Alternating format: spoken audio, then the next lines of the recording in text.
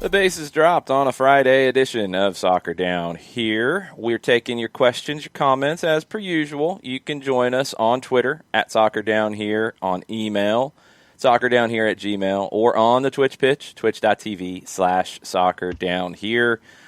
Yesterday, Ryan Reynolds was the distraction of the day. The day before, it was Nicolas Cage, and then there was a movie marathon with Nicolas Cage. So, I mean, we affect the juice box lines. We're affecting movie marathon scheduling.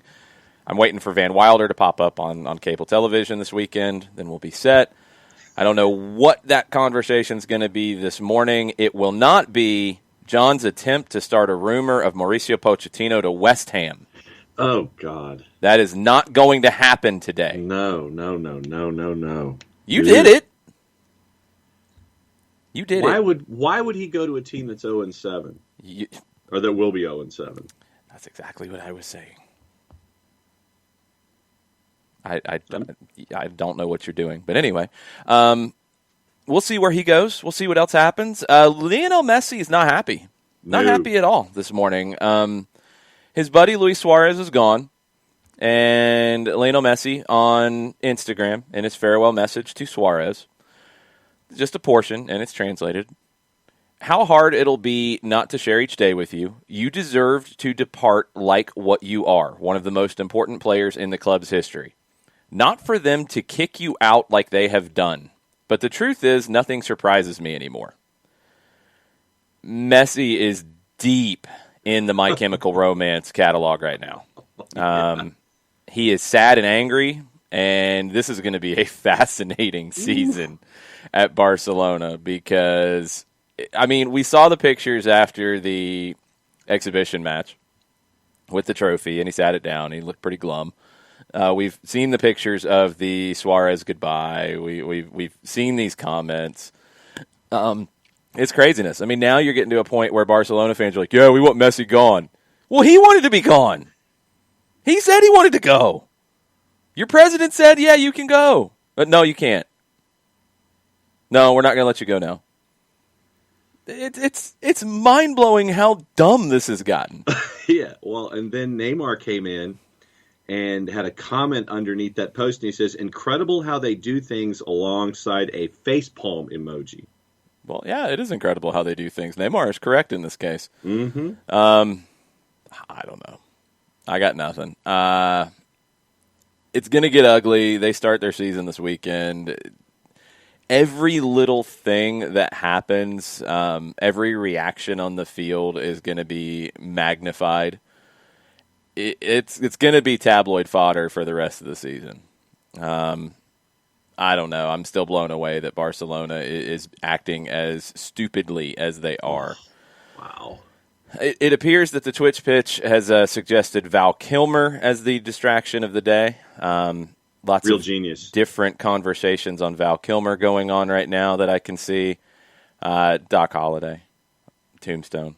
It's just not even close for me. What about Top Gun? He's good in that, but nah, Tombstone. Tombstone's one of those movies that I've seen probably 50 times, and if it's on, and it just wherever it is, yeah, I'll watch the rest of it. It's just one of those for me, and it's because of Val Kilmer in it. I can't say I was a huge Val Kilmer fan before, and I'm not a gigantic Val Kilmer fan now.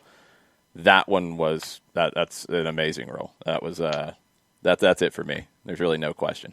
So then let me ask you this. Are you going to see the new Top Gun with his cameo to figure out how his character is removed from the Top Gun plotline? I mean, I'll probably find out what happened. I don't know if I'm not going to go see it because I don't remember the last time I went to the theater to watch a movie. I'm just not a movie guy. I've never really been a movie guy. That's just how it is for me. But Top Gun is one of those movies I've seen a million times. Grew up with it. I'm curious as to seeing what they do with this idea of it. Wasn't it supposed to come out and it got delayed? Is that what happened here? Okay. Yeah. Because I guess what they want to do is they actually want to release it into theaters and to have the big release because of all of the fantastic cinematography and the homage to Flight and all this kind of stuff. And so, it's been pushed back a couple times.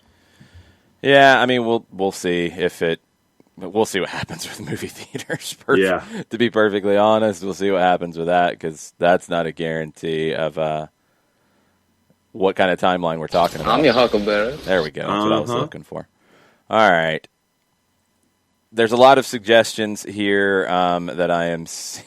God, people are going all kinds of the road here. Yes, I am too busy watching not Micronesian third division soccer, Alex Pacine. That's me. No, you don't even. But you can't tell me anything about him. So, like, you're not watching it. I watch it. You're not watching it because you can't tell me anything about what you watched. That's not watching it. See, I'd have to write it down. I'm just sitting there and I'm watching the game. You need to take some of those memory pills that I'm thinking because I don't know what you're doing. Actually, I do. I'm not watching the third division Micronesian league. I'm watching the second division in Brazil. That would be more accurate, or the Guatemalan league. Those are the two that yes. I will go to. It happens. I'm just saying. I do these things, and I'll watch some documentary about Marcelo Bielsa or something else. That's what I'll follow it up with.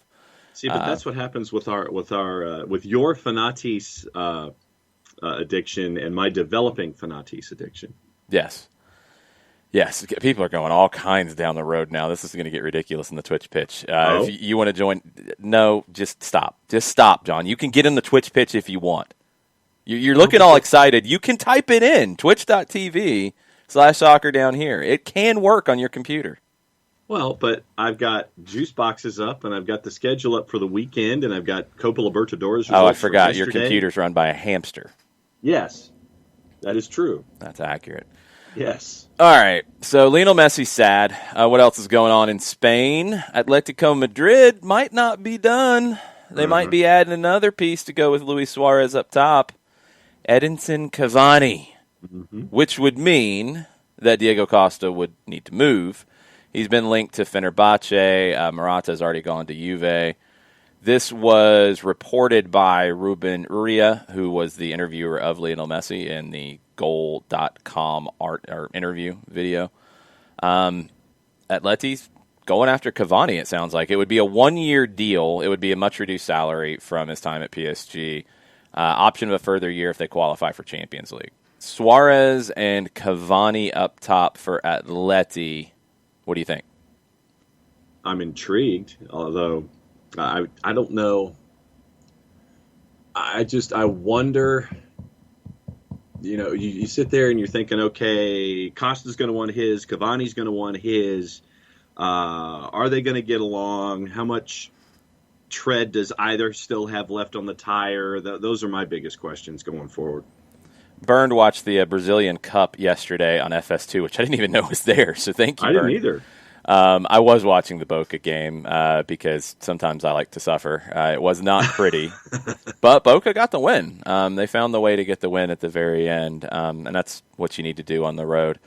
We had Soccer in the Streets trivia last night. Went very, very well. Thank you. Thank you for helping us raise almost $600 yesterday for the meal program with Soccer in the Streets. Got to talk to Eric Nelson a little bit of Soccer in the Streets about kind of what they're doing. And look, they've had to pivot from being a soccer organization for kids to social services in a lot of ways because you're not able to do the programs for kids right now at all. You're doing remote things. You're doing 1v1 training remotely using Zoom. You're providing counseling in a lot of ways for a lot of the kids and families. You're providing the meals. You're partnering with different organizations to try to make sure that you are keeping these connections going with these kids and families. And it's really difficult. So, it sounds like, it's only, just under $600. How much does that actually do? It does a lot because it's multiplied by the partnerships. It's multiplied by other things that they're doing.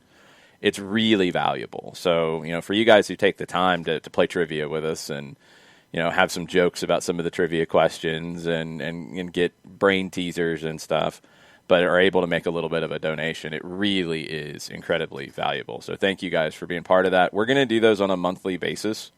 We're going to try to have a rotating cast of folks asking questions and coming up with questions for you guys. So the next one will be in October. Soccer in the Streets will be putting out the link to sign up pretty soon. We had a new winner last night. Roberto Rojas was not able to. Well, Roberto wasn't able to join us, so Tara and Colin ended up winning. Big Big Kanekamana fans, and they got the win last night. On the next to last question, our friend Hayes was very close again and came up short. Not the last question this time, the next to last question. So it wasn't a 90s boy band question that stumped him this time. I think it was actually the team that Arlo White worked for before joining NBC. That was the one that got him. Okay. You don't know who that is either, do you? Seattle, wasn't it? Yeah, you did get it. See, you could play trivia. Stop being a loser. Play. I think we should auction off my spot. What was the best question that you came up with last night? Mike had the good questions. So what was the best question that Mike came up with last night? Well, I got to look at the questions again. Let's see. Mike had some that stumped everybody. Oh, really? This one, which one of these Atlanta United players has never been sent off? Carlos Carmona, Franco Escobar, Yamil Assad, Brad Gazan. Okay. 20 seconds. Gazan, 10 seconds. Nope, Yamil was sent off in Toronto. It's Escobar. Never been sent off. Okay. Never been sent off. Don't you think that's kind of crazy? Franco Escobar. Everybody talks about cards all day for Franco Escobar. Never been sent off. Well, but what we talked about, was it yesterday or 2 days ago, where when Franco gets a card in game, he seems to kind of lock in and he focuses on what's going on in front of him. Yes, this season he does. He gets better. Last season he would still be angry and luckily wasn't sent off. I was surprised. I knew once I saw the list. I mean, I worked through it fast. I knew it was him, but I would have never guessed off the top of my head. Because I remembered Carmona and Gazan. I couldn't remember the other two. Yeah.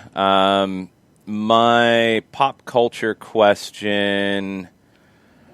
We did have the Ryan Reynolds question because, current events. Wrexham. Yes, that is correct. What was the best one here? You wouldn't know anything about Rancid. No. The last Scottish national team official anthem for a World Cup, Don't Come Home Too Soon, in 1998 was performed by what band? Wow. Who's a Scottish band that would perform it? Del Amitri was the band. And that was the one that won it for Colin and Tara because they got that one right. And I think they were the only ones to get it. So it was a fun time. Thanks to everybody for playing. We appreciate it. We'll be doing another one here in a few weeks. Every little bit helps for the kids at Soccer in the Streets. We have an announcement to make on the Marcelino Moreno scarves as well. They're selling really quickly, first off. They are in transit from being produced because our friends at Die Hard Custom are maniacs in getting this stuff done fast. Yes. So I don't know how long it's going to take to get here exactly yet because it's just been set up for shipping, but that happened yesterday. I was blown away. So they'll be here pretty quick. Loyal listener has issued a challenge. So he will remain anonymous, but he paid $50 for one scarf. So $25 for the scarf, another $25 for the donation.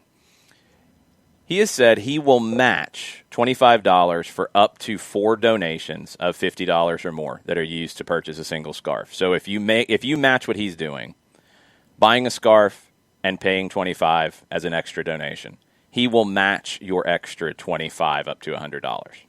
Nice. Yeah, very, very cool. There's been a lot of folks, and this is what has kind of blown me away with this. There's been a lot of folks who listen to the show regularly that are not able to maybe listen live, not able to join on Twitch, not able to join on Twitter during the show, but listen and have responded to this. And it's just been very cool to get to connect with so many more people who are part of the SDH family. So, and that's what this feels like, doing something like this. So thank you to our anonymous donor for putting that out there. If you guys are able to do that and willing to do that, please send us a message. Let us know. We'll get all that taken care of, so we'll bring that match in. That'll bring more money going to Atletico Palmira and the Escuela de Football, Marcelino Moreno. Really, really excited how this is coming together, and thanks to all of you for making it happen in this way. So more stuff coming on it. It's going to be exciting, but thank you for being part of all this. We really appreciate it. Yeah, it's been really cool to see, and I sit there. tip my hat to you for the idea in the first place. It's a hell of an idea. And if folks haven't heard the story, go back, and when you broke the whole thing down and explained all of the pieces that fit this story together, it was a really cool thing. And it's been great to see everybody help out and want to see everything continue to grow, and also welcoming Marcelino Moreno to Atlanta United. It's really what the 17s are all about. Yeah, very, very cool that people have responded in the way they have. And quite a few people have said, hey, here's a donation, don't worry about the scarf, sell it to somebody else. That's been awesome, and thanks to all you guys who have been part of that. And we're just getting started with it. We've still got about a little under 60 scarves left to sell. We're going to sell all of them. We're going to get this sold out so we can max this donation to Palmyra and get them the money that they need for their kids to hopefully produce some more Marcelino Morenos that can find their way to Atlanta down the road. All right, catching up on the Twitch pitch. I'm going to leave the movie discussion to you guys. All right, you guys have fun with that. Katie Weaver, speaking of documentaries, I finally watched the All or Nothing Festive Fixtures episode, and I think I pulled a hammy. Yeah. That's what this season is going to be. That's the madness of it, is the Festive Fixtures ridiculousness is going to be the whole 2020-2021 season. There's going to be hamstring pulls. There's going to be quad pulls. There's going to be calf muscle pulls. I mean, it's going to be rough. And it's, as some have said, inhumane. It's going to be very difficult. Managers are going to have to rotate more than they are comfortable with. There's just no way around it. And the sports science department is going to be very, very important. Pacine points out, and this was something that was reported yesterday, the solidarity payments on the Weston McKennie transfer. Now, it's not going to be huge up front because of the way this thing is structured, with it being a loan with a transfer option to make it permanent. If that happens, they'd get a much bigger payment. But now, finally, MLS clubs are going to be part of the training compensation solidarity payment system that FIFA has had. The league announced last year that they would be part of it. They'd begin to comply with it. I've never gotten the explanation from U.S. Soccer and MLS on this. U.S. Soccer had always had the stance that you couldn't do this because of child labor laws in the United States. I don't know. I'm not a lawyer. I don't know if that's accurate.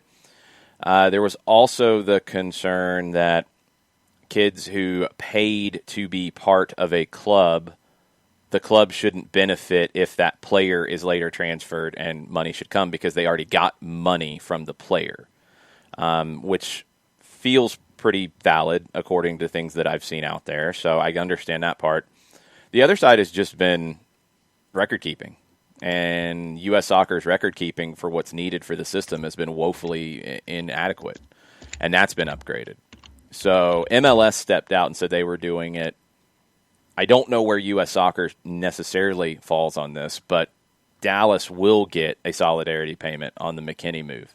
Now, just like we've talked about Atletico Palmyra, that's what they're getting on the Marcelino Moreno move, and the reports in Argentina are that it'll be around $90,000 on that transfer move. Now, the solidarity payments are based on how long the player was with the club, what years they were with the club. It's a pretty complex formula, so I don't know what the amounts will be for Dallas, but it'll be a little something, and that goes back into the academy. That helps them do what they're doing. So I think it's good in the long run, and it'll be good in case this thing ever comes up with Atlanta United. One would be George Bello, because he came through the academy. Other players who come through the Atlanta United Academy who do get transferred on, there will be more money coming in, as it should have been before. They should have figured this out a long time ago, but now it's actually going to happen. Yeah, McKennie joins Juventus for the $3.5 million loan fee plus the $21 million purchase option. And so those are the numbers that we're looking at, where FC Dallas will get a small percentage of that number. Dallas gets a small percentage of the loan fee right now. That's what they get. The purchase option is completely separate, and it's got to happen first. So we'll have to wait and see on that one. A lot of talk about Mike's questions from last night. We'll talk to Mike at 10 o'clock. A lot of complaining. Mike was challenging y'all. Last time I was the one who was hard, And everybody was like, oh. So now Mike feels bad because his questions were hard. He had, I think, 3 that stumped everybody. But if you go and you make that effort and your question is that much of a stumper, I think Mike ought to get, a kudo for a stumper question or exactly. for 3 stumpers. That's what I said. It's okay. Well, we're going to test you guys. Burns said, did you guys watch Zach Steffen? Holding my breath with every back pass. He's not a great fit for the way City play. Such a weird transfer. Yeah, I've said that from day one. I'm totally with Burns on this one. I don't think he's good enough with his feet to play in Manchester City's system. Yeah. He's a very good shot stopper. I think he's a very good goalkeeper with the exception of his feet. In the run of play is where it really comes up. He's just not good enough with his distribution in that way yet. And you can't play for Manchester City in that way. You can't. It's impossible for a goalkeeper who is not, uber confident with their feet to play for City. Can't do it. It changes everything about the way the team plays. So, yeah, I'm with Burns. Like, I don't get it. I didn't get it from the beginning. If it was a move to bring him in and bring him under the umbrella and try to work with him and just keep loaning him out, fine. But now he's going to be the number 2 at City. And if he has to play in Premier League matches, he can't do the things that a Manchester City goalkeeper needs to do. He cannot. And how do they handle that? Because it changes everything about the way they build up play. I don't know. I haven't gotten it. I haven't understood it. Yeah, no, and I agree with Byrne. When you're watching Zach Steffen for those times when he does pop up for Manchester City, I mean, and this is going to be a visual that I'm going to have to describe, but my shoulders kind of get a little hunched forward, and you're kind of sitting there looking at him one eye, and you're kind of going, okay, and you just kind of, you're almost sitting there, and you're just hoping that you don't have that nefarious mistake that turns into an opportunity coming back at him quickly. Burns says, the child labor law argument never made sense talking about the solidarity payments. Don't people realize other countries have child labor laws as well? Answer, yes, they do. And yes, clubs there do get solidarity payments. It was an excuse so MLS didn't have to pay clubs. I don't know if the last part's accurate, Burn, just because it was a U.S. soccer policy. It wasn't an MLS policy. Now, I know MLS and U.S. soccer do work together very closely. I'm aware of that. But I don't know exactly how this went down. I don't know. It never made sense to me either. I wondered how there couldn't be a way around it. The part about players paying to be part of separate academies, I do get. I don't think clubs should be able to double dip on players. If the player is paying to be part of their academy, the club benefited. I don't think they should benefit again in a training compensation situation. I think FIFA has ruled on that, and that has held up. Now, in an MLS situation where they're not paying, different conversation. Or in a development academy or or academy situation where they're not paying to be part of it, totally get it. I know the paperwork was an issue, and I think it came up in Yedlin's question about it. I'm with now. Burns says I think the reason about pay to play is more honest, and I think that's what it came down to. The MLS side of it, if I'm not mistaken, and I could be wrong on this. This is getting into some gray areas with stuff and wondering who's doing what and who's pushing for what. I think MLS has pushed forward to say that they are doing it while U.S. Soccer has not. So if you are an independent club, because I think this question has been asked and not really answered, if you're an independent club not with MLS and you have a player who goes to Schalke and then is sold to Juventus or first loaned and then potentially sold, would you as independent club A be getting the solidarity payment, getting the training compensation? I don't know if U.S. Soccer is going down that road yet. MLS is. USL is not quite there with academies yet, but I would assume as they're building it out, they're going to follow down that road. It just makes sense. U.S. Youth Soccer, USSF, I don't know where they stand on it. They need to, but they also have to have the back end cleaned up with paperwork and the pay-to-play side of it. That has to be sorted out as well. They have to clean that stuff up to where clubs who follow the rules correctly and have players who come in that are not paying to be part of the club can benefit from transfers. They should be able to, but if they're paying to be part of the club, I don't think they can. That's the part that gets weird. We'll see. As Cassie says, we'll work this out by the time the third American goes to Schalke and into Juve. We'll get it eventually. Yeah. Hopefully, possibly, maybe, probably not. We'll see. Yeah. Did you see that Tottenham Hotspur was awarded a bye in the Gummy Bear Cup? Yeah. Leyton Orient had a 10 positives, if I'm not mistaken. Is it 10? Is that the magic number? It was in that neighborhood. It was 10 is the number that sticks out in my mind. Okay.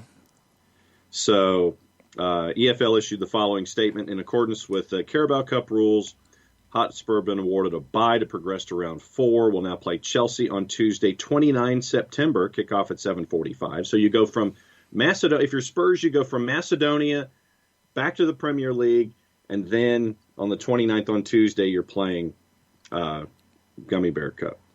Round 3 tie scheduled for Tuesday, 22 September between Leyton Orient and Hotspur could not take place following the issue by Waltham Forest Borough Council of an order preventing match from being played. This followed a number of Leyton Orient players testing positive for COVID-19. EFL board determined that in line with Carabao Cup Rule 5.1, the club was unable to fulfill its obligation to complete the fixture by virtue of the council's order, and there shall therefore forfeit the tie. Nick's thought it was 9 players, maybe some staff. Could be. 10 is the number that stuck in my head, but I can't keep up with which team has a bunch of positive tests and which team doesn't at this point. Shooter McGavin with a very important question. Is the Carabao Cup a respected trophy? No. No. FAS Carabao, no. Well, yeah, they're two different things. Yes. Yeah. The FA Cup has real history. The Carabao Cup we call the Gummy Bear Cup. It's sponsored by an energy drink that I don't drink. I have nothing to do with Carabao. Is it even available here in the States? I don't think so. I don't know what it tastes like. Never had it. But no, it's the League Cup. So it's the difference. The FA Cup is open to anybody who's part of the Football Association. So your local pub team that plays in an affiliated league can enter the FA Cup. The Carabao Cup, the League Cup, is only for teams in the top 4 divisions. It's not necessary. There's been countries that have had a League Cup that have eliminated the League Cup. England needs to eliminate the League Cup. It is useless. Once the sponsorship runs out, say bye. Just go. Because there's no point in major teams playing full-strength teams. You can't this year for sure. I mean, there's just no way. So it's a waste of time. It's not a silly preseason bit of nonsense. It might as well be, Shooter. I mean, basically. Mazzano wants to fact-check you and say, did you just say Care Bear Cup? Carabao. Okay, you might have said Care Bear. You might have been thinking about the Care Bears. Well, it might have been a mixture of Gummy Bear and Carabao, and it came out Care Bear Cup. That's what Mazzano is accusing you of. Okay, well, I thought I said Carabao. I'll have to go back and check the tape. Okay. Nick says, do they sell Carabao in the U.S.? Are you open for a Carabao sponsorship? I got to try it first. I'm not just going to jump on and say if Carabao wants, because, I mean, they're sponsoring a useless tournament right now, and I don't really care about that. If it's not good product, I'm not going to be on board. I like Fanatis, so Fanatis is an affiliate with us. I like Prize Picks. They're an affiliate with us. They're good people. Red Bull doesn't give me anything. I just drink their stuff. Coca-Cola Energy doesn't give me anything, although if they want to send a case, hey, you know where to find me. They haven't done that yet. Kangol, they haven't sent me a hat yet. Oh, see that. They haven't sent me a hat. Right there. They haven't sent me a hat. I'll wear a different brand hat because I like the product. I've never had Carabao, so I can't really say. I don't know what it tastes like. If we have any English viewers or listeners who can tell us what Carabao tastes like, please do. Atlanta Phoenix says, why is it the Gummy Bear Cup? It sounds like, and I don't know if this popped into my head first or if I heard Brian Dunseth say it. Maybe we came to the same conclusion separately across the country. I think you did. I think we did because I don't think I'd heard him say it until we were saying it, and then I heard him say it, and it blew my mind. What's the Haribo, the little gummy bears? Yes. That reportedly the sugar-free ones make some people like violently sick. So don't try those if you have any worries about that. Those are the little gummy bears, and yeah, that's why I call it the Gummy Bear Cup, and because it's useless.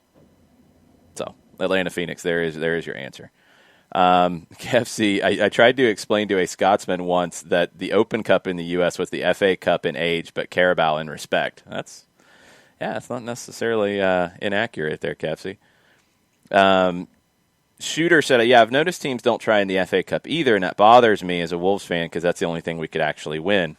I think the FA Cup's different. Some of the major teams don't if they've got fixture congestion with league and with European competition. The FA Cup will take a back seat. But it's not all that common that you see teams completely dismiss the FA Cup. The Carabao Cup, they absolutely will. Yeah. They will dismiss it, and they'll throw academy kids out there. The clubs, as Shooter says, like Wolves, that can win the FA Cup should absolutely put everything towards the FA Cup. Yep. If your top 2, 3 maybe don't, the ones that are alive in Europe, maybe if they don't, okay, I get it. I can understand that. But your clubs below that aren't playing in Europe, the FA Cup should be a priority. There's no question for me. And they need to, just like the Open Cup, they need to make it a bigger deal. Now, the FA Cup has a history, but there's always worry that when clubs don't take it seriously that it's diminished. The Open Cup kind of has the same thing, but the federation here does not do half of what the FA does for the FA Cup, and that needs to change. There was an article that talked about how U.S. Soccer basically always wants to make sure the Open Cup is at least break even. Some people questioned, well, how can you grow it if you're not willing to invest and lose money on it at first to grow it? Which is a valid question. It's not a bad thing to try to have a break-even competition. That's not bad at all. But they do need to grow this. And if they can't grow it by getting a title sponsor on it, which is something they should do, then they're going to have to invest a little bit and take some losses up front to get it to where it can be sponsored. That's just got to change. Captain, I'm not drinking Monster. It's not happening. I don't like the product. Yeah, the They're not Rehab sponsored. is the only thing. Nope. I finally figured out what it was. The Monster Rehab that has the lemonade in it was the only thing that I got from Monster. Nope. Patrick Sullivan says, the fact that Carabao has a skull in its logo should probably give you pause before trying it. Yeah, that's accurate. I'll take a bull over a skull in the logo any day. One's alive and one's dead. Oi. Did you see this about Trinidad and Tobago's FA in FIFA? Yeah, it's not a surprise. Ken Benzinger referred to it as the death penalty. That's how many federations have been kicked out of FIFA for like 2 weeks? A bunch. Yeah. It's not the death penalty. That's exaggerating it greatly. FIFA suspended Trinidad and Tobago from international soccer because the Football Association pursued a dispute through the country's court system, which is against FIFA statutes. They don't allow that. And FIFA suspended Trinidad. Trinidad and the TNT FA and FIFA have been back and forth. FIFA dissolved the executive of the cash-strapped association. They installed a normalization committee. They said that the FA's former leadership had engaged in various acts of serious mismanagement. The TNT FA President William Wallace contested that in court, and FIFA said that the suspension will only be lifted when the TTFA fully complies with its obligations as a member of FIFA, including recognizing the legitimacy of the appointed normalization committee and bringing its own statutes into line with the FIFA statutes. Basically saying don't go to court about FIFA stuff. This has happened numerous times. I think Chile was in hot water a little while back. I know Ghana has been at different points. It feels like it comes up a few times a year. They're being heavy-handed to get this out of the court system because they don't want to fight anything out in court. So we will see where it goes. There's no official games coming up anytime soon for the national team. Now we'll see how CONCACAF handles Trinidadian clubs in the CONCACAF League and what that looks like, because technically they can't play right now. And we'll see how that gets sorted out. I think Guatemala got a suspension a while back too. Not exactly this situation, I don't think, but they missed some time and had clubs and their national team punished because of it. FC Cincinnati announced this morning that they've got a transatlantic partnership with TSG Hoffenheim. Okay. I like it. Hoffenheim is a club that develops talent well. A club that I think looks at the game in some new ways. They've brought a lot of, I think, good things to German soccer. It depends, because some people don't like how Hoffenheim has been funded by Dietmar Hopp and is not a traditional club. It was a tiny club that he has funded up to where they are. I think the aggressiveness is maybe a little less than it is towards RB Leipzig. Although you had the scenes, I believe it was Bayern and Hoffenheim last year before the shutdown, where fans were chanting some pretty awful things about Dietmar Hopp, and to the point that Bayern was pretty upset about their fans' behavior. Bernd, I know you're with us. Correct me if I'm wrong on that. But Hoffenheim has brought in young Americans before, so it makes sense for an American club to partner with them. I think it's a win-win for both sides.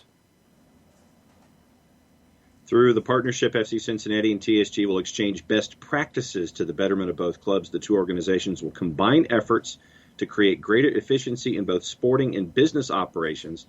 Some highlights of the partnership will include a mutual exchange in scouting efforts, a sharing and utilized technology, and a reciprocal evaluation of the club's methodologies and philosophy and sports performance. It was Bayern fans, Johannes, gracias. It stopped the game. Yeah, it was kind of ugly.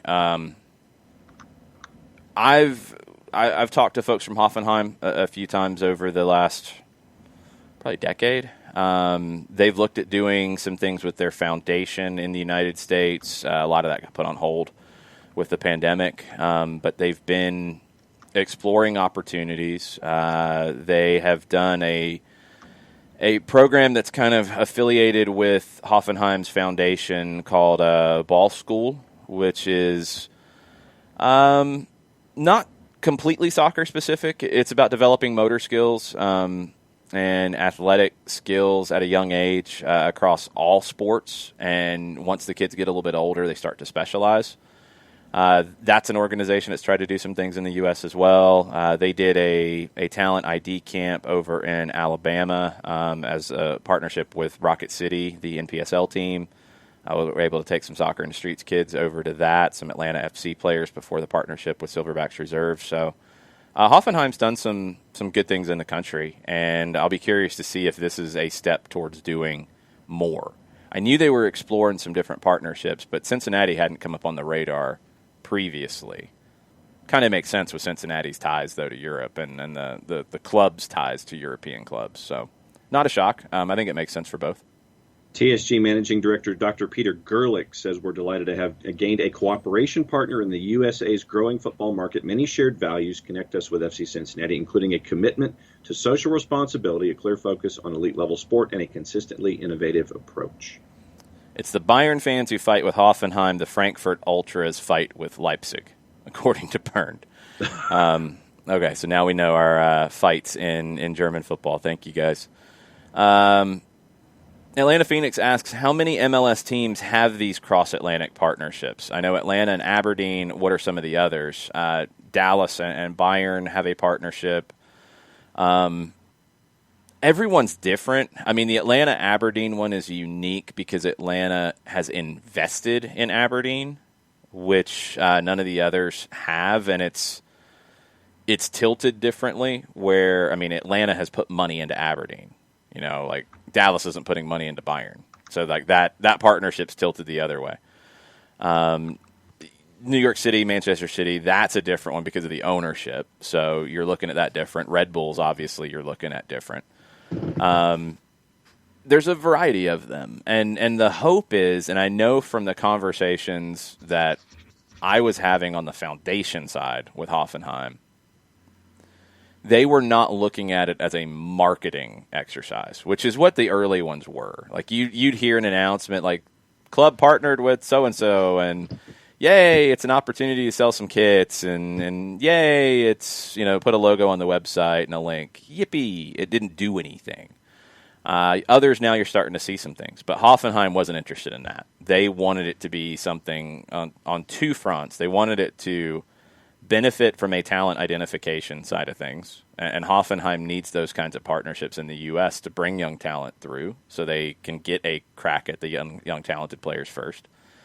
But they also wanted the foundation to be a component of it, and that's what I want to see with Cincinnati is do they do some things for social good in the areas and use that as an angle as well. So I'm very, very interested to see what they do with this because I know Hoffenheim was looking at it in a very legitimate way.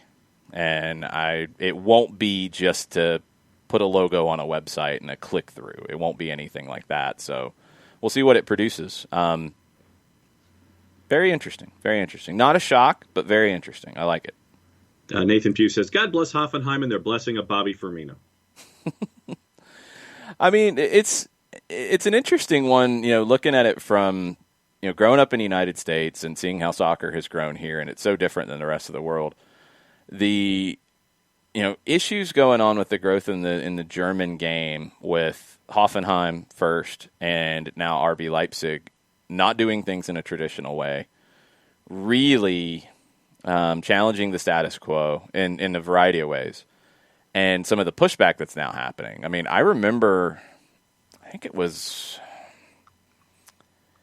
when they were still on Turner with Champions League, and RB Leipzig had advanced. And in the post-game show, Kate Abdo's had a ton of experience working in Germany and knows the German game inside and out, was really fired up about Leipzig's just evolution.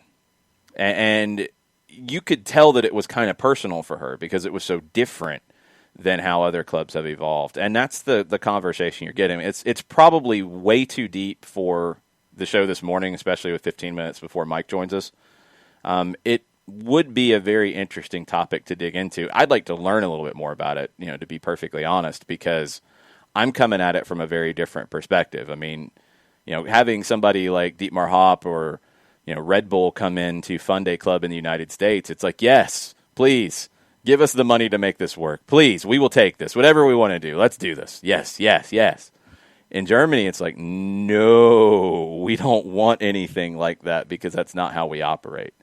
So it's fascinating how different it is. And we'll have to dig into this a little bit deeper. Maybe an off-season series of these kinds of things and the history behind them might be a fun thing to dig into. And Bernd and Johannes, I might be picking your brains on this one. Oh, there you go. A little bit, because y'all would have a different perspective than I would about it. I'd like to learn a little bit and share it with folks. So we all try to learn together on this show because we do try to get into the worldwide game where we can and where it crosses over with the American game, because those distances aren't as far as they used to be.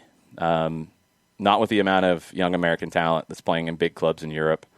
More will be going. There's so much happening right now in the U.S. game to put it on the same level with the rest of the world, and especially the European game. So it's a really interesting time. So these little stories that pop up, we try to get into it, but this is going to be one that's going to take a little bit more. So Bernd, Johannes, I'll be picking your brains on it once we get closer to the off-season, can dig into it a little deeper.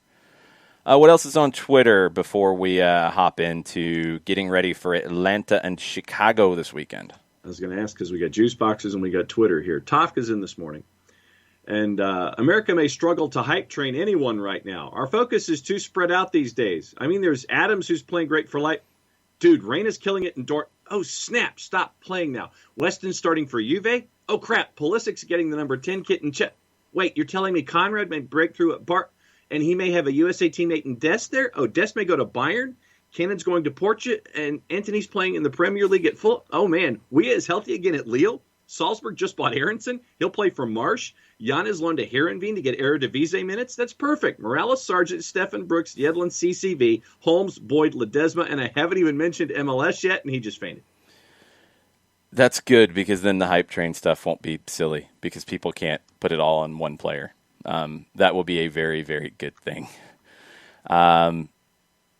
Don't forget about the MLS guys either. And I know what Tofka was going for there. I got it.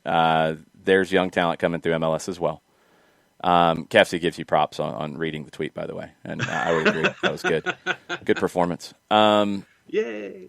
It's a good time for the U.S. national team. Doesn't mean it gets easy, because a lot of those guys that you mentioned play in similar positions. How do you fit them all on the field? That's going to be a challenge for Greg Berhalter. It's just a different kind of challenge. But I'm excited that it's not just one guy now. I mean, the Josh Sargent thing got way out of hand. It's like he wasn't even playing, and he's the best striker the U.S. has ever produced. No, he's not. He's not playing. He can't be the best striker the U.S. has ever produced. He just went there, and he's not even playing for Werder Bremen yet. And now he's not the number one guy, in my opinion, because he's not playing well. Jossie Zardes is. Mm-hmm. But, again, MLS. And there was that video a few years ago that he has a bad first touch. So, of course, he has a bad first touch. Look, it's a good thing because there's so much talent coming through. I'm excited about that. And I do hope that it diminishes I think sometimes ridiculous expectations on these young guys when they go over to these clubs. And the good things about it for me are that major clubs are not afraid to sign a player with an American flag next to their name anymore. They know that they can hang. They know that the level of development is good enough now to where they don't have to worry about that.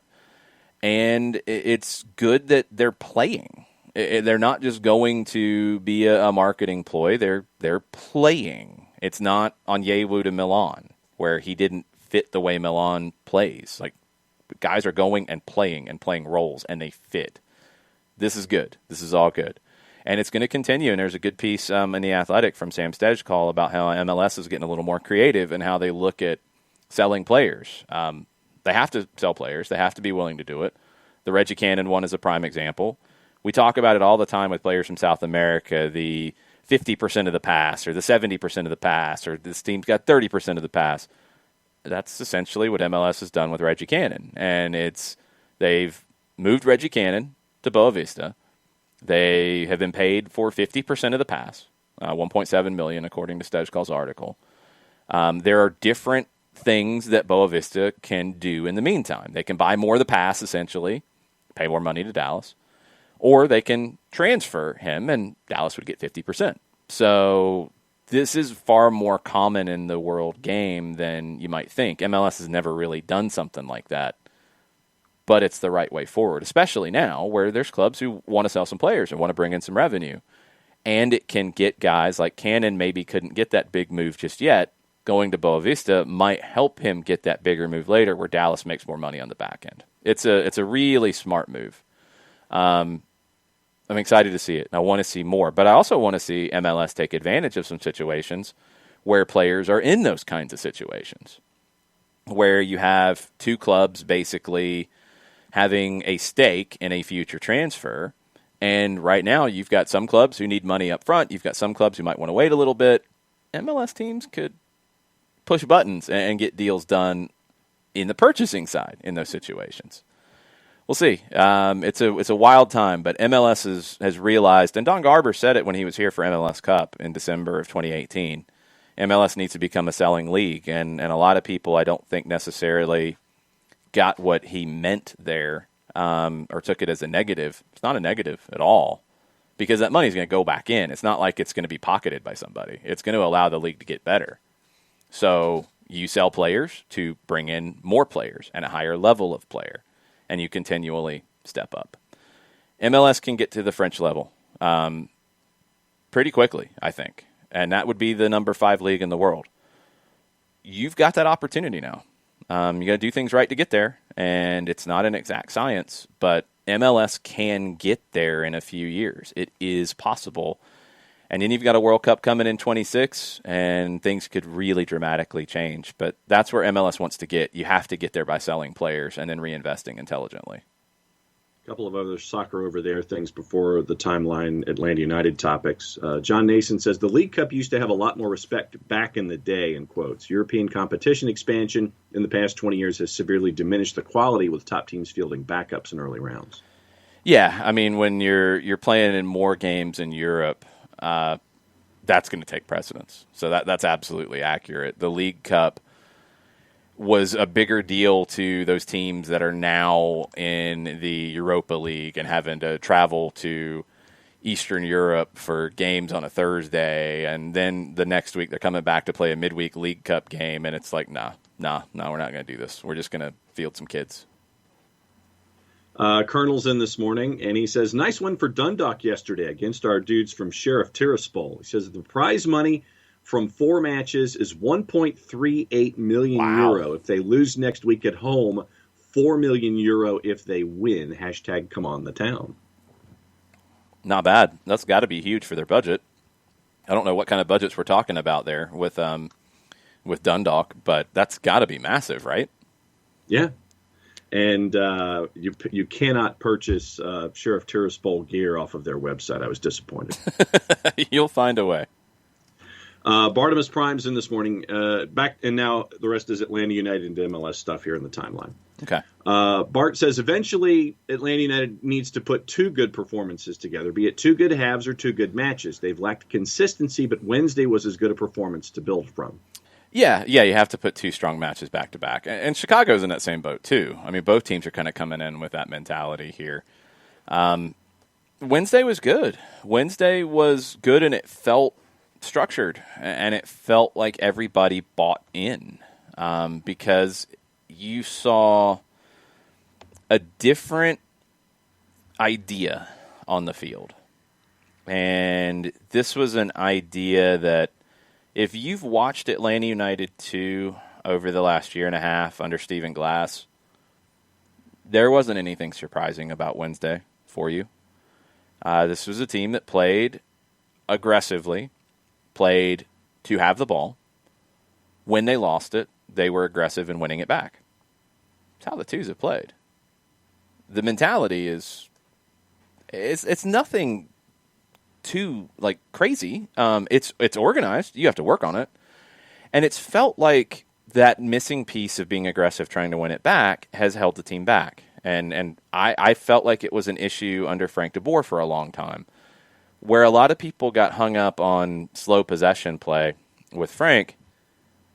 That can work if, when you lose possession, that's your tempo change. You're immediately getting aggressive to win it back. You weren't. So it was slow build-up play at times because you're trying to stay organized. But it wasn't to stay organized to immediately fight to win the ball back. It was to stay organized to drop and defend. And anytime you are dropping to defend from a higher position up the field, things can happen to break that up. You know, your transition is going to be harder that way. If your transition is, I have somebody who just won the ball 5 yards away from me, and I have a teammate here with me, we're going to try to win it back right now. And if we don't, we're going to foul. That's easily controlled. That's better. That leaves less margin for error. And that's what it felt like Wednesday was. It was a different mentality when the ball was lost. And it was needed. And it's been needed. And if that can be maintained, and yeah, it takes more out of you. It's more physically draining because it is a lot of work. It can get pulled apart, and it will. You'll do it, and you'll lose the ball. You'll step up to immediately try to win it back. You'll get beat. Other team will have a break. That's going to happen. It happens to everybody. You can't freak out about the one time it happens. You have to talk about the times that it does break up the player. It does stop the transition. They have to commit to it, and they also have to be smart to know their times when, okay, we don't have anything on here. We got to drop off. We got to drop off and drop into a mid-block, not let them break through easily, but let's conserve a little bit of energy here. Let's conserve a little bit, because with all the games coming up, you're going to have to think about how you manage your energy levels. Rich Ransom's in with a couple of thoughts this morning, and his first thought, he's been impressed with Jake Mulroney and John Gallagher. Have Irish call-ups been discussed? No, haven't heard anything on Gallagher. Mulroney, I believe, has some experience with the youth national teams, so he might be on the radar because of that. I don't know the depth chart right now with the Irish national team, so I don't know where they would fit into it.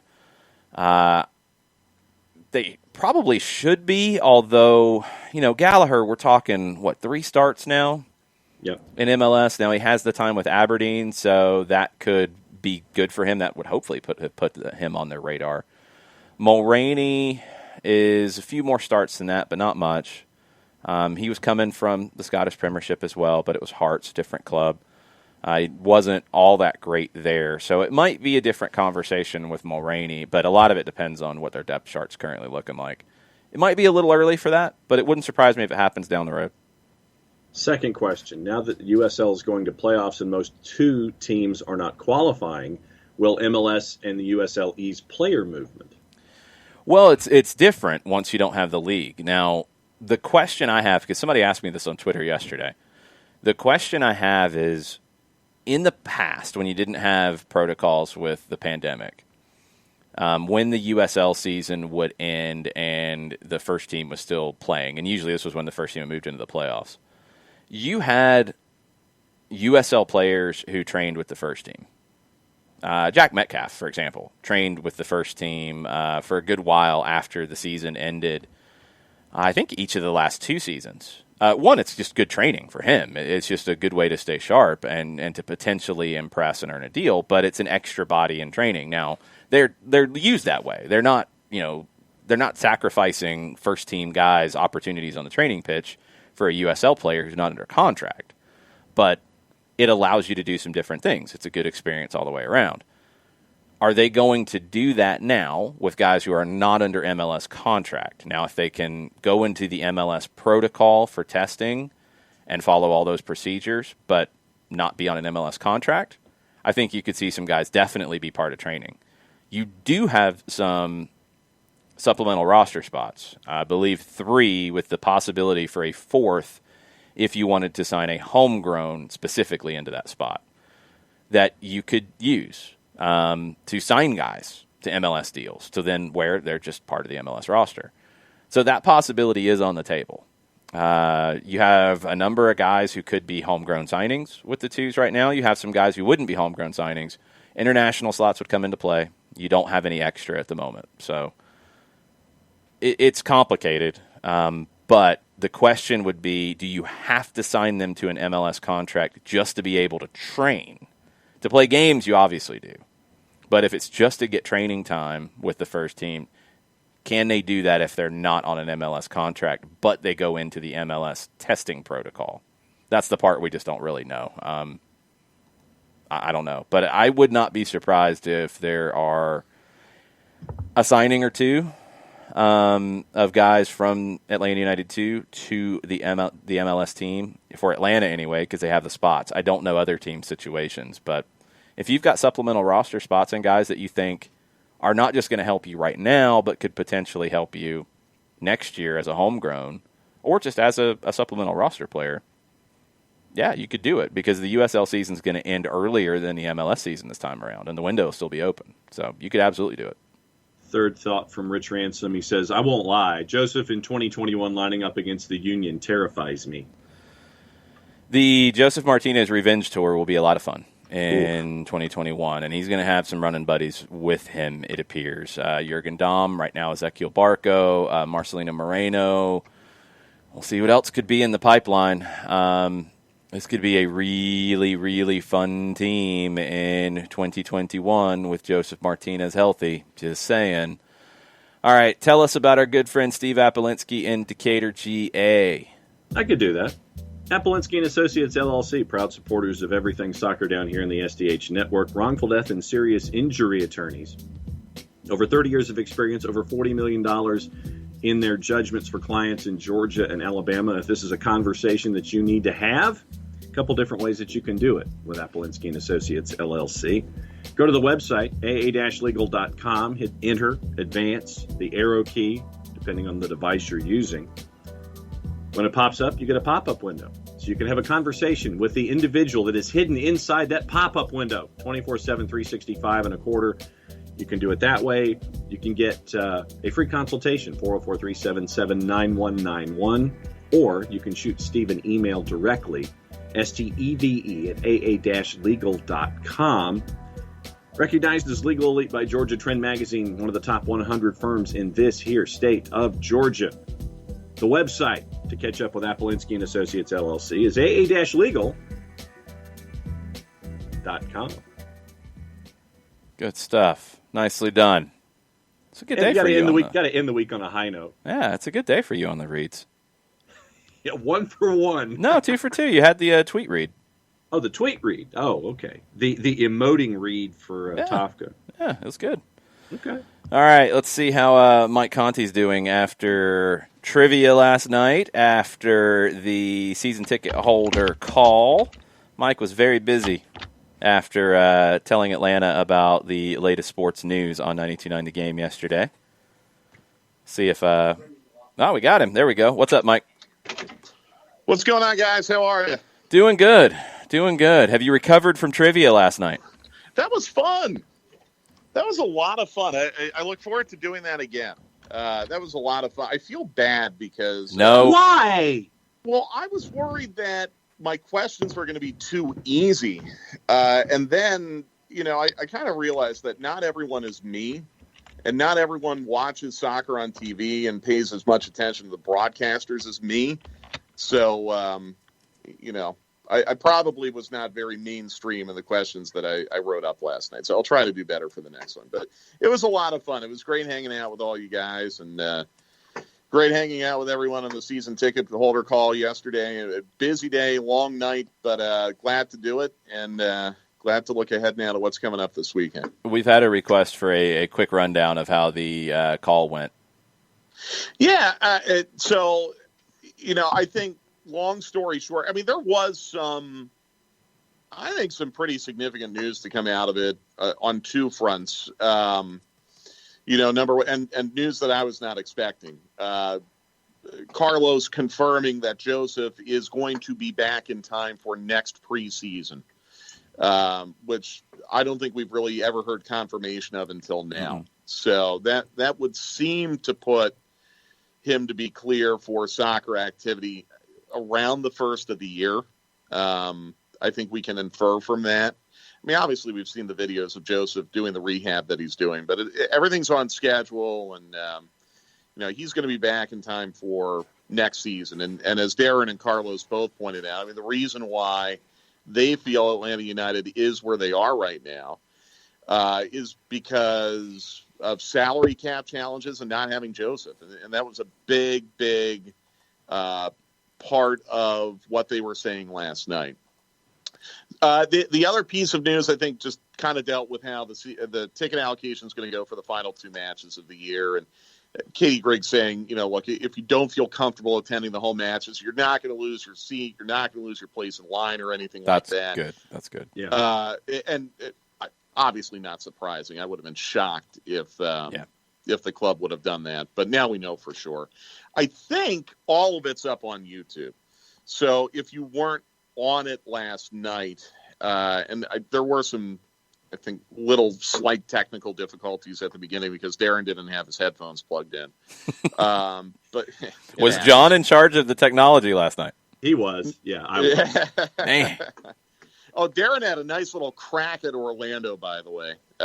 Even in the pandemic and in a tough year, he can still break off a little barb or two for Orlando City. So that alone might make it worth it to go to YouTube and find it. I think it's on Atlanta United's YouTube page. But to me, that was the biggest takeaway. That they're obviously not happy with how the season has turned out, but they feel like a lot of the problems that have come up are not necessarily problems that are in their control.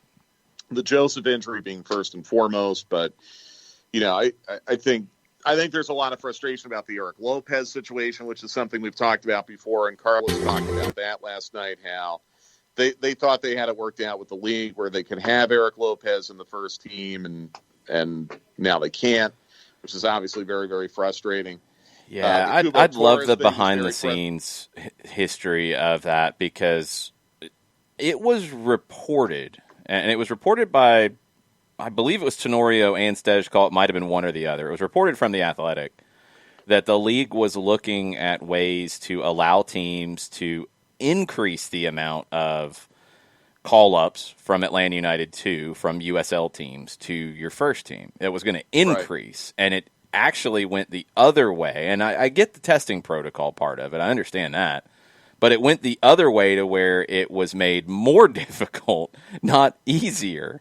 And that was reported before the Lopez deal was done. So I can understand some of the confusion here, but I'd love the backstory from the league on, what happened here?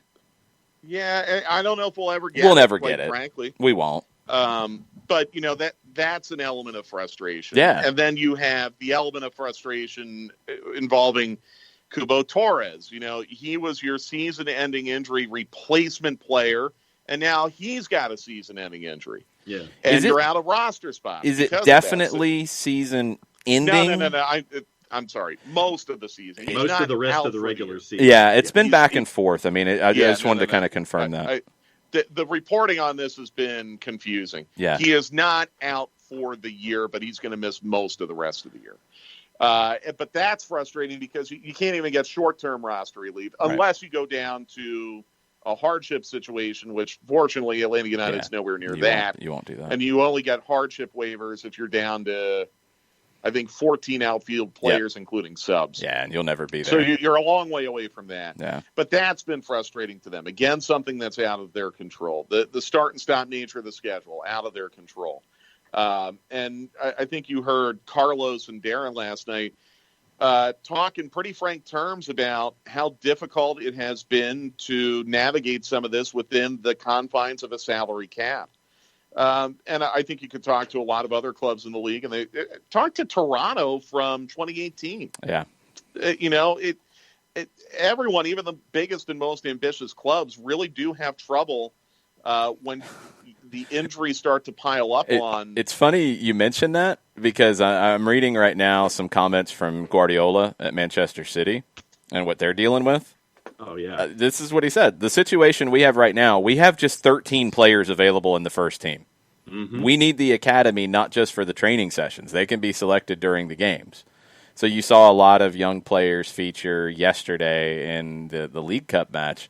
Like, Manchester City's dealing with it. It happens to clubs. It's brutal where, the difference, and this is something that Frank mentioned multiple times, is they can bring up their academy players and they can play in league games if needed. So you've got solutions. If you're Atlanta United, you don't. You can't bring Jackson Conway up, who's even on a pro contract. You can't just say, hey, Jackson, move over to the first team right now. We need you. Yeah, and speaking of Frank, I asked Aaron, Frank's got the national team job now in Holland, and Tata has the national team job in Mexico. So what's that going to mean for you when you're trying to hire a new manager? And he said, Frank getting that job really does help increase the stature of Atlanta United even further. Yeah. And that as they go into this next phase of their coaching search, and they, for obvious reasons, didn't share a whole lot of information on who they're talking to right now. But Darren thinks what happened to Frank this week is going to help them. No doubt. I agree. It's going to be one more chip that they can put on the table when they're talking to these top flight managers that, hey, I mean, look at what's happened to the last two people who have managed our team. They've gotten better gigs, cushier gigs. So, I think Darren and Carlos were as transparent as they could be. I don't think there's any doubt that they are frustrated and disappointed about how things have turned out this year. But Darren said, the goal is to make the playoffs and then try to make a run. Well, right now you're in the playoffs and you can make a run. You're barely in the playoffs. You've got to work hard over these final 10 matches to solidify getting into the playoffs. But right now you're there. And in your final 10 matches, 50% of the matches you play, this is me talking, not Darren, but in the final 10 matches you play, 50% of them are against teams that are below you currently in the standings. So I kind of like how this is potentially shaping up for Atlanta United. But you've got to build off the positive things, obviously, that you did Wednesday. And I do think there is, resolve on the part of the front office that, look, this is not acceptable. I mean, no one wants to be 4-7-2 at any point of the season. But when you lose Joseph and you lose the players that you had to lose last offseason because of the salary cap situation. Unfortunately, this is what could potentially happen, and it did happen. And on top of it, you've had a season where you've had almost no breaks whatsoever. So here's where we are. 36 hours after the win over at Mercedes-Benz, Mike, I guess now that you've had the chance to kind of step back, and although that you're cramming for the next test here with Chicago coming up around the corner, what other stuff might have popped into your mind over the last 36 hours with this win? I think it's already been said, but just really like the way that they were switched on restarts. There was no, lapse in concentration. There was no communication lapse. One thing that really stood out to me, because it was kind of an end-to-end match at times, is just how quickly Atlanta United was able to reshape defensively in transition moments, which was really good to see. Franco Escobar, I thought, played great as a right center back when Miles Robinson left at halftime. I thought Franco had a terrific game. Meza, was really glad to see him on the MLS Team of the Week. Was disappointed in a tweet that I saw yesterday inferring that Meza on one leg is better than any other Atlanta United defender. I thought that was a harsh comment. George Bello would have a few words with that one. Yeah, Meza, I just thought was really good. I mean, sometimes that's all it comes down to. He's just really, really good. I thought that was awfully harsh on Robinson and Walks, who didn't play. But Meza was good, and I'm glad to see that he made Team of the Week. He was really solid. He was really, really good on set pieces, getting to spots and, just being the guy to clean things up quickly and calmly and decisively.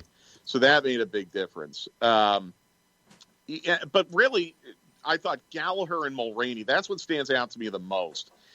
I thought they had a nice little chemistry going. I thought they had a nice little mix going. And it was creating chances. And it was, again, kind of unusually creating chances in transition, long counters that we haven't really seen much this year.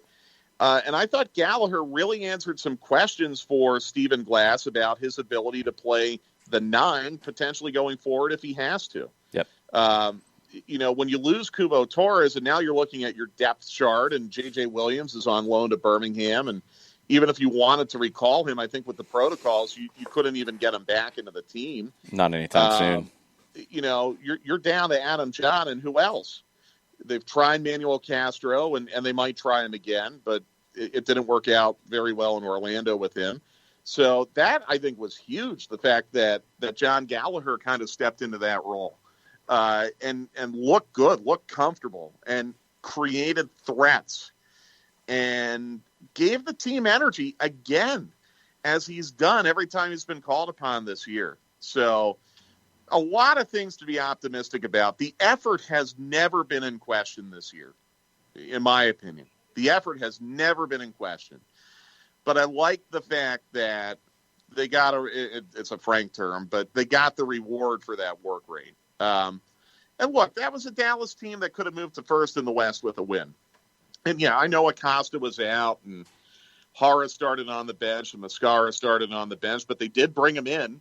And do we want to go through the Atlanta missing list? I mean, you can't play it on one side, not the other. Exactly. And I think people who point that out are really, really trying hard just to nitpick everything positive right now. So that's my takeaway. I mean, I just thought it was a good overall team performance. You want to see it built upon now. It cannot be an outlier. It's got to turn into something. And, as we talked about on the broadcast Wednesday night, you're going up to Chicago now. The Fire have got to be feeling really good about themselves after scoring 4 goals on Houston and shutting them out at Soldier Field Wednesday night. So it's a tough assignment to try to build upon this, but you have to, because you still can make the playoffs. And in fact, you can still stay out of the play-in round. That's a very attainable goal right now. But the margin for error becomes thinner and thinner as you have fewer and fewer matches to play. It's interesting when you look at these two teams because the form sheet in their last 6 is exactly the same. Chicago got here just a little bit differently, but both teams coming off of a win.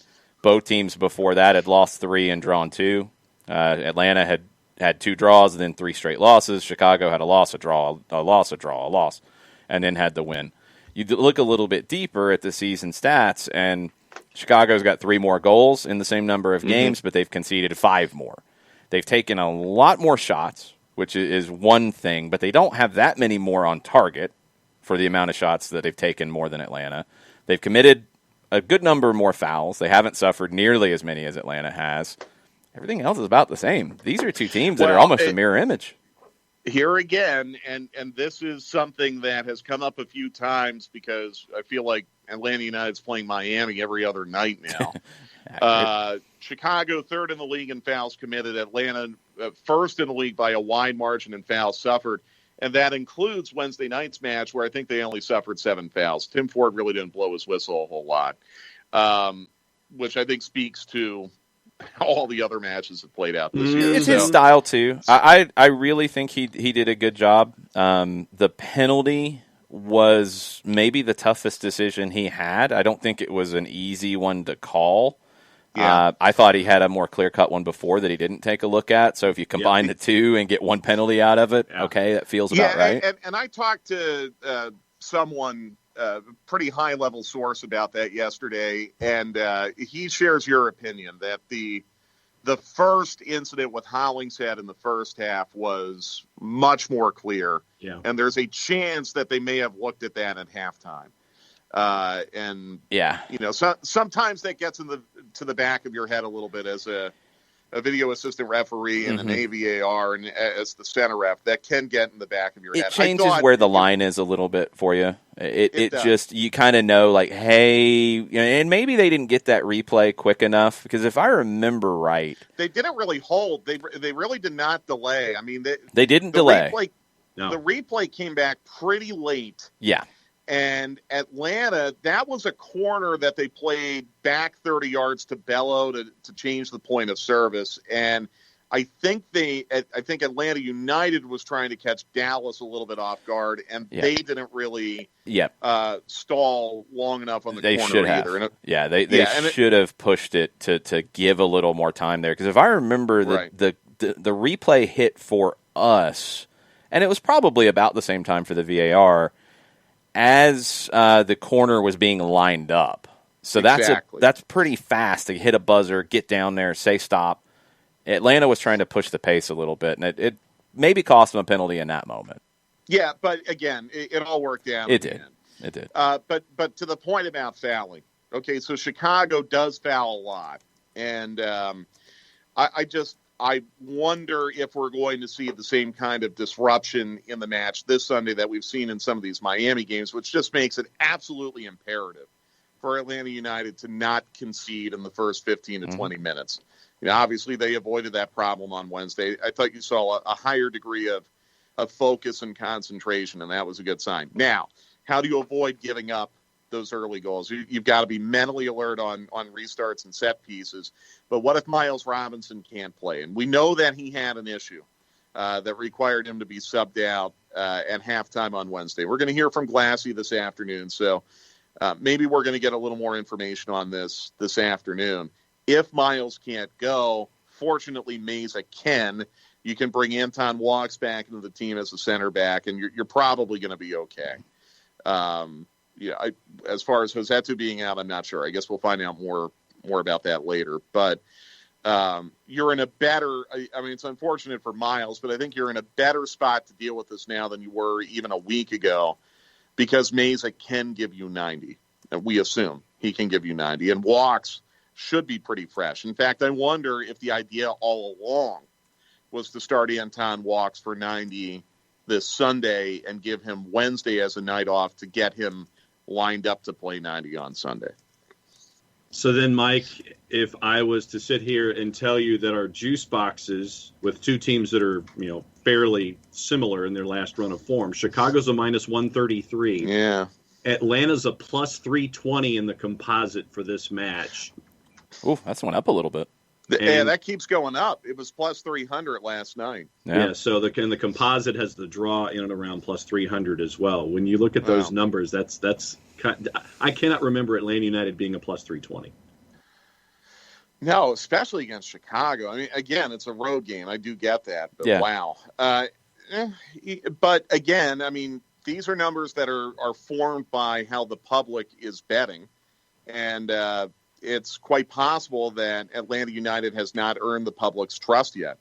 So, I mean, I don't ever want to advise anyone to do anything with their money, and I think it'd be grossly inappropriate for us as team broadcasters to do that. But that is an eyebrow-raising figure that you have brought to all of our attention.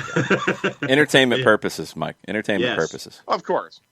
Hey, look, I mean, if you're Atlanta United, you go up there, you get a draw, you're going to be okay with that. Yeah. Okay? Anytime you get a result on the road, those add up really, really quickly. And you're going to have more road matches than home. I think, you have 6 road, 4 home to go now. So you got 6 points out of your final 6 road matches, and then you get, I don't know, you would hope for 12 out of your home matches. That means you will have not lost from September 22nd to the end of the season, which I guess is a good problem to have. But you're going to be in the playoffs if you do that. So, more realistically, you're probably going to try to get 3 here, 3 there on the road and give yourself a cushion if you end up losing 1 or 2. But I think, man, if you can go up there, you can get a draw. You get a week off, then you go to D.C., who I think is, again, I've said it a couple times, I think D.C.'s playing the worst, maybe other than San Jose, but certainly in the Eastern Conference, playing the worst of any team in the East. You get 3 points at Audi Field after a week off, after a draw in Chicago, 2-0-1 in your last 3. Then you go into some home games. I would like how that sets up for Atlanta United. So obviously you want to win everything. But, boy, if you could go up there and scratch out a point and look pretty good in doing so, I'll take that to the bank. I'd be totally fine with that. Yeah, the early goals is what it's going to come down to again. You look at Chicago against Houston, 3 goals in the first half, 1 in the first 15 minutes. That felt like the biggest difference for Atlanta was that they didn't concede early and they grew in confidence as the night went on.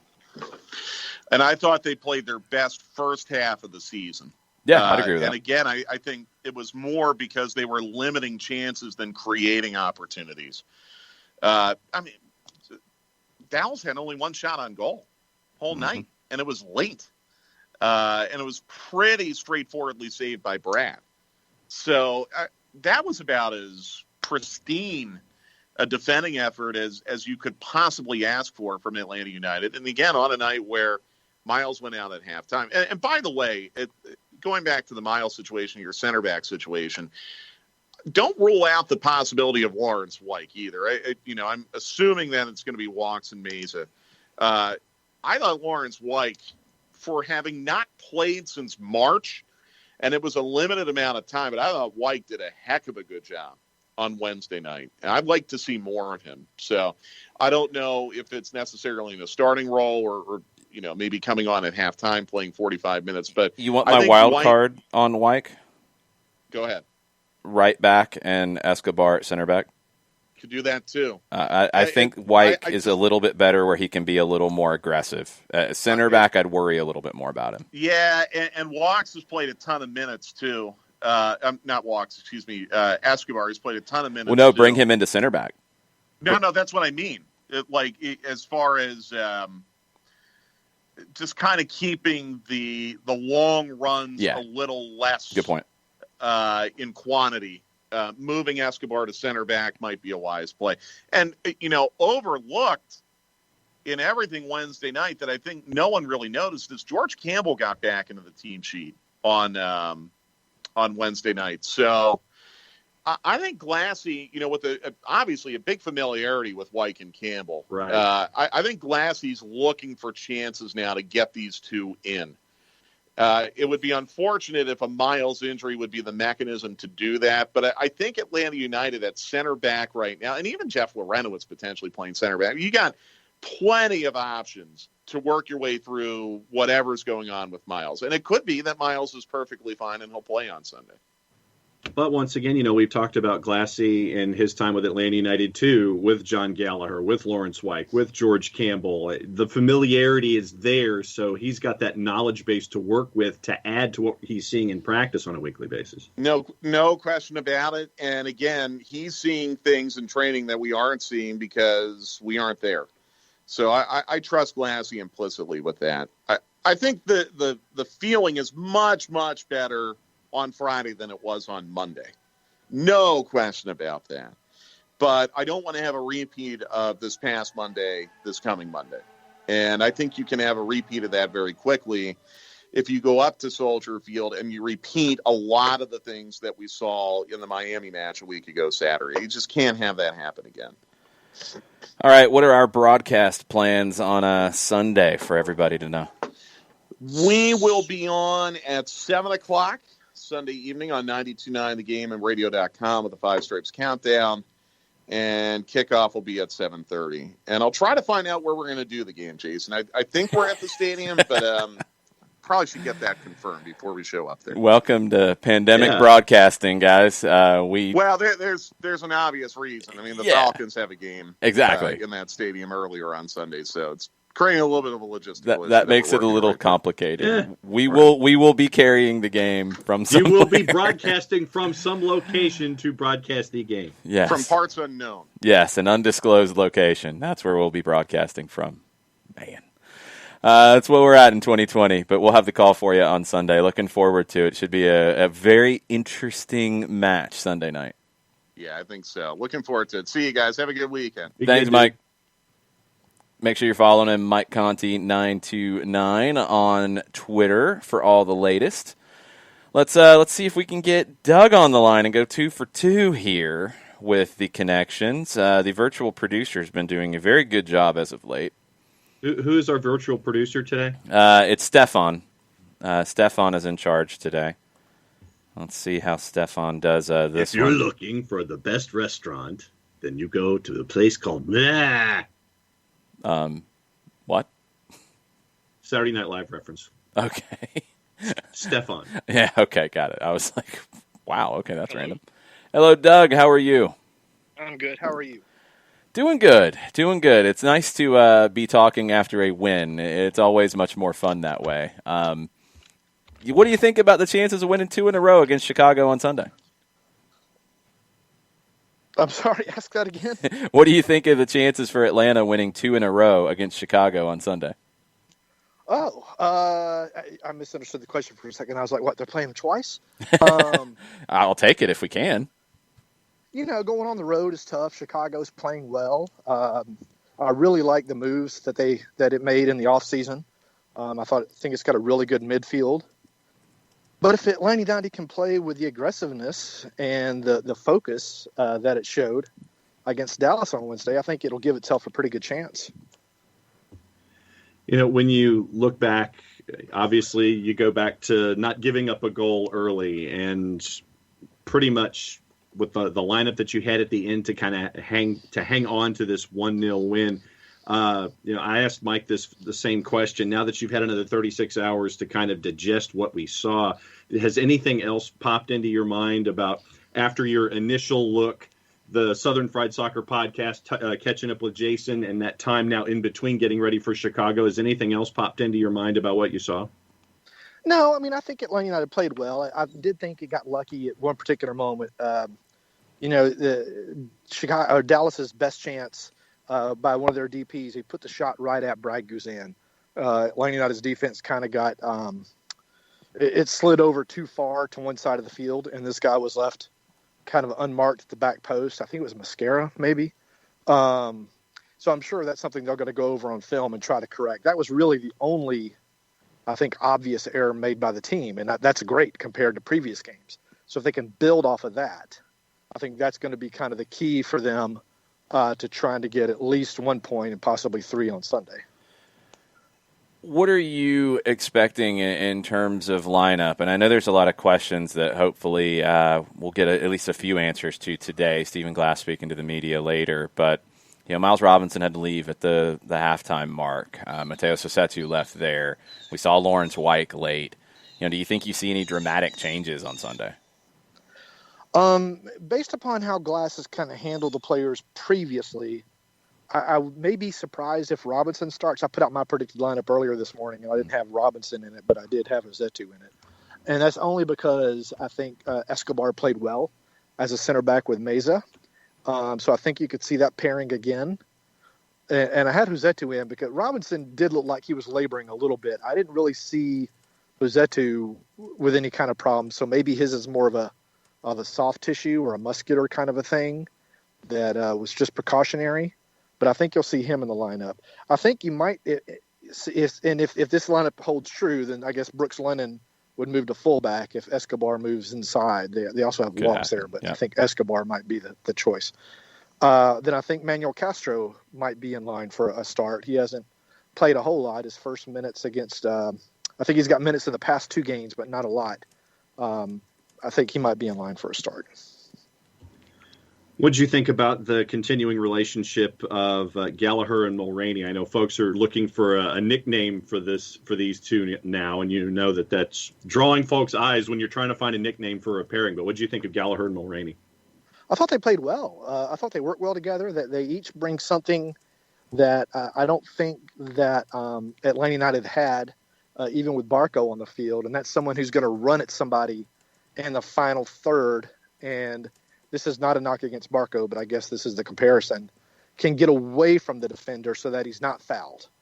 Mulroney drew a few fouls, but he's quick enough that he can get some space between himself and the fullback that it just doesn't look like Barco can do.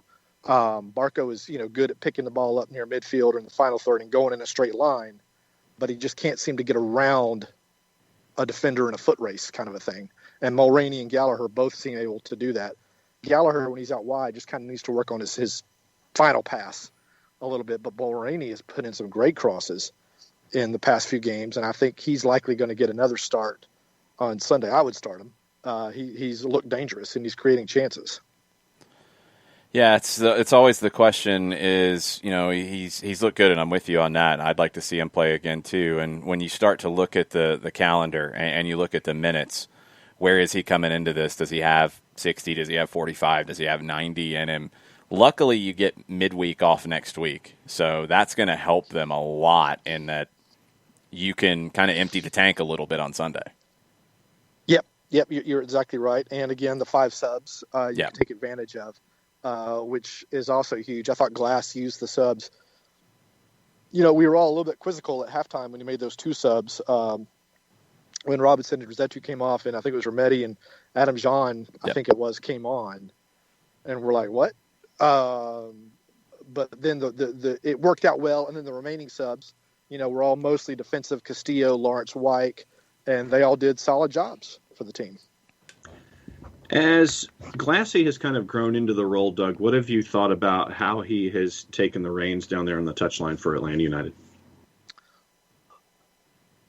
He's putting everything into the job, and that's really, I think, all you can ask. Carlos Bocanegra talked about this last week. Glass and his staff are there before the players. They're there after the players, which I guess is the expectation, but I don't know if that was a comparison to the previous staff or not. I really have no idea. But Carlos seemed really impressed by that. Glass isn't. One thing I'm impressed with is he's not trying to do the same thing over and over again with training from what we hear and expect a different result. As I wrote about, I asked Stephen Glass the question after the win against Dallas, did you do anything differently coaching that produced this performance compared to the previous performances? Because there was the focus for 90 minutes. There was the aggressiveness. And he said, yeah, we brought the players in Sunday morning and showed them film of the mistakes, kind of picked them to death against Miami and maybe against Nashville, that showed the players these little things are what add up to big results. And sure enough, Jeff Lernowitz confirmed it. Brooks Lennon confirmed that film session did a huge thing for the team. So I think he's doing well in that regard. He's really trying to prove I can manage this team. And, he's been dealt a difficult hand with Pitti being sold and who knows what's going on with Barco at this point. And, as I said, it's a roster that is full of good players. I don't think anyone would say it's a lot of great players compared to previous teams. And he's working his butt off.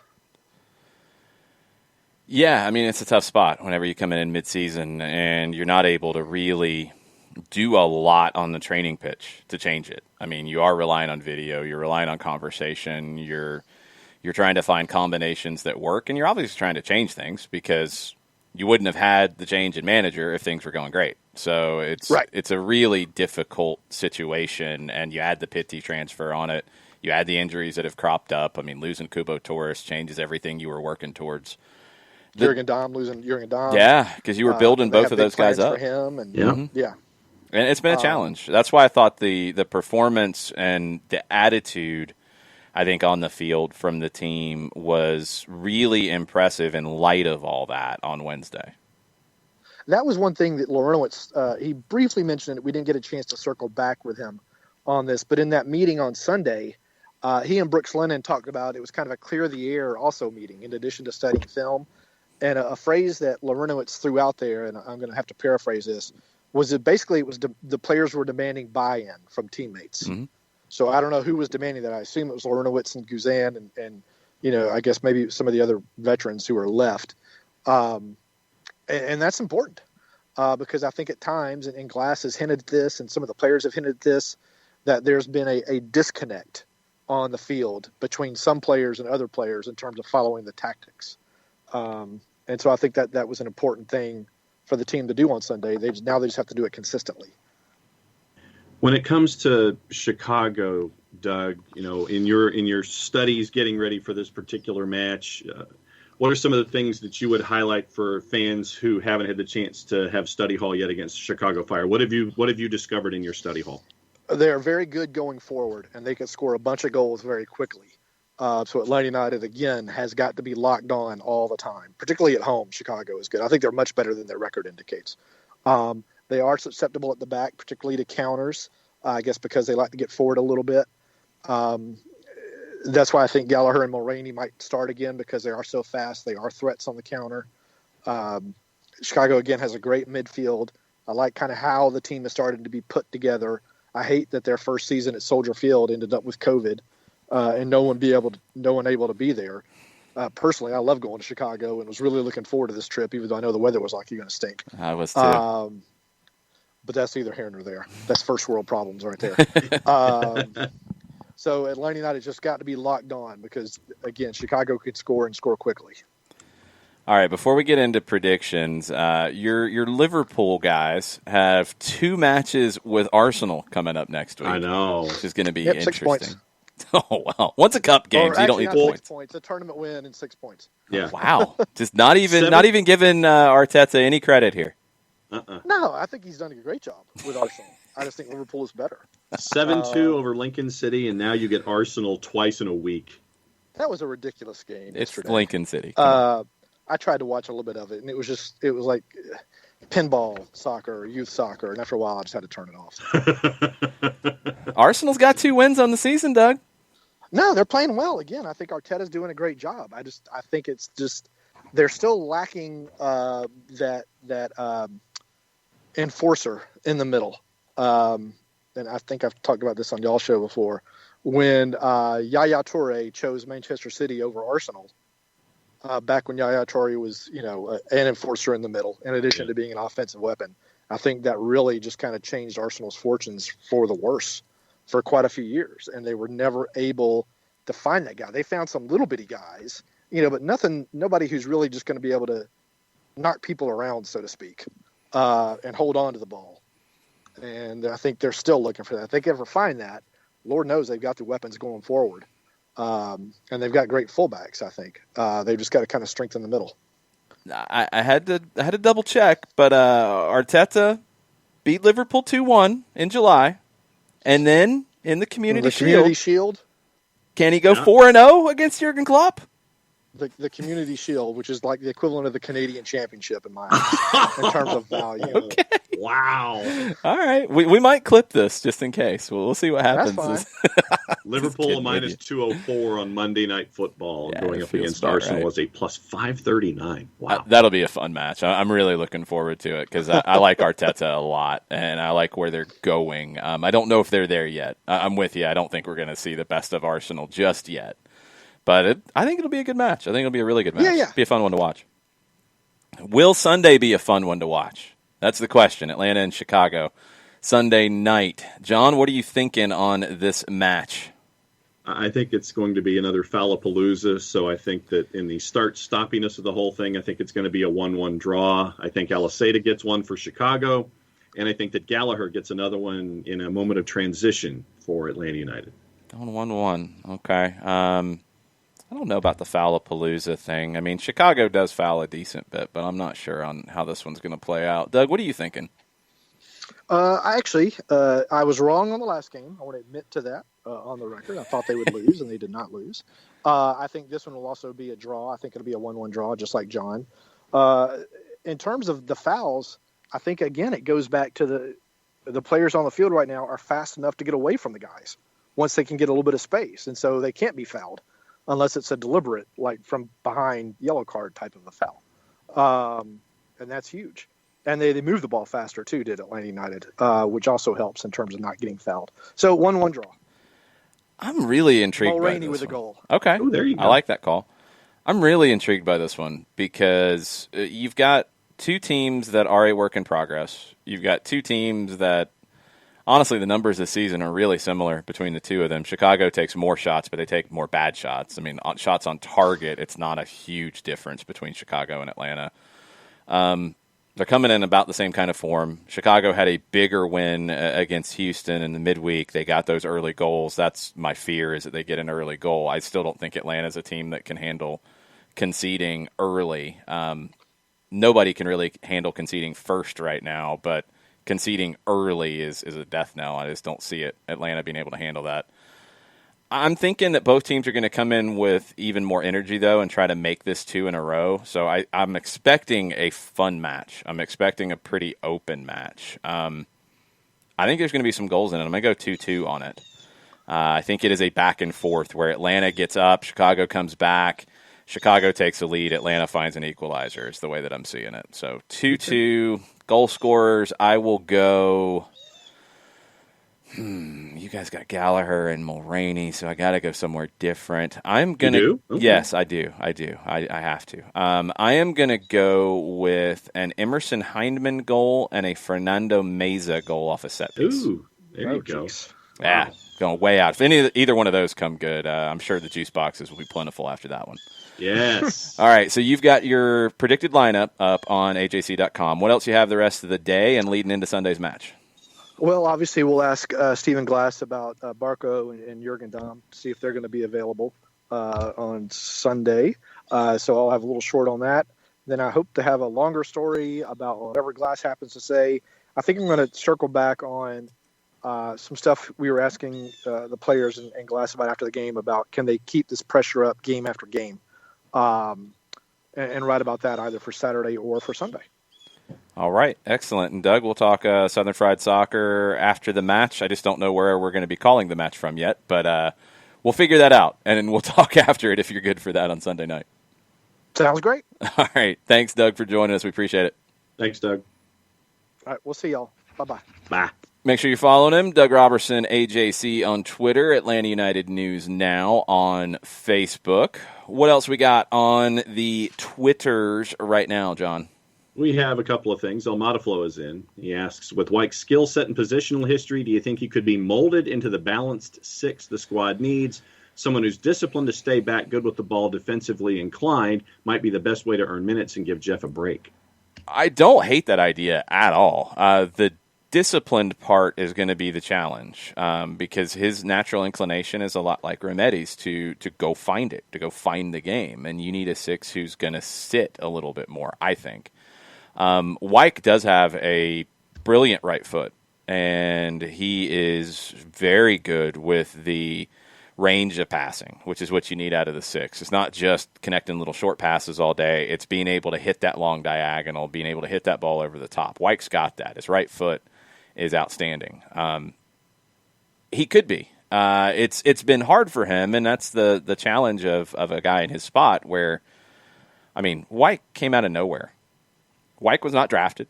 Wyke was a college player at Furman, came into the twos, and by about a month into the season last year, I'm like, he's got something. He's got something special. He's got the pace.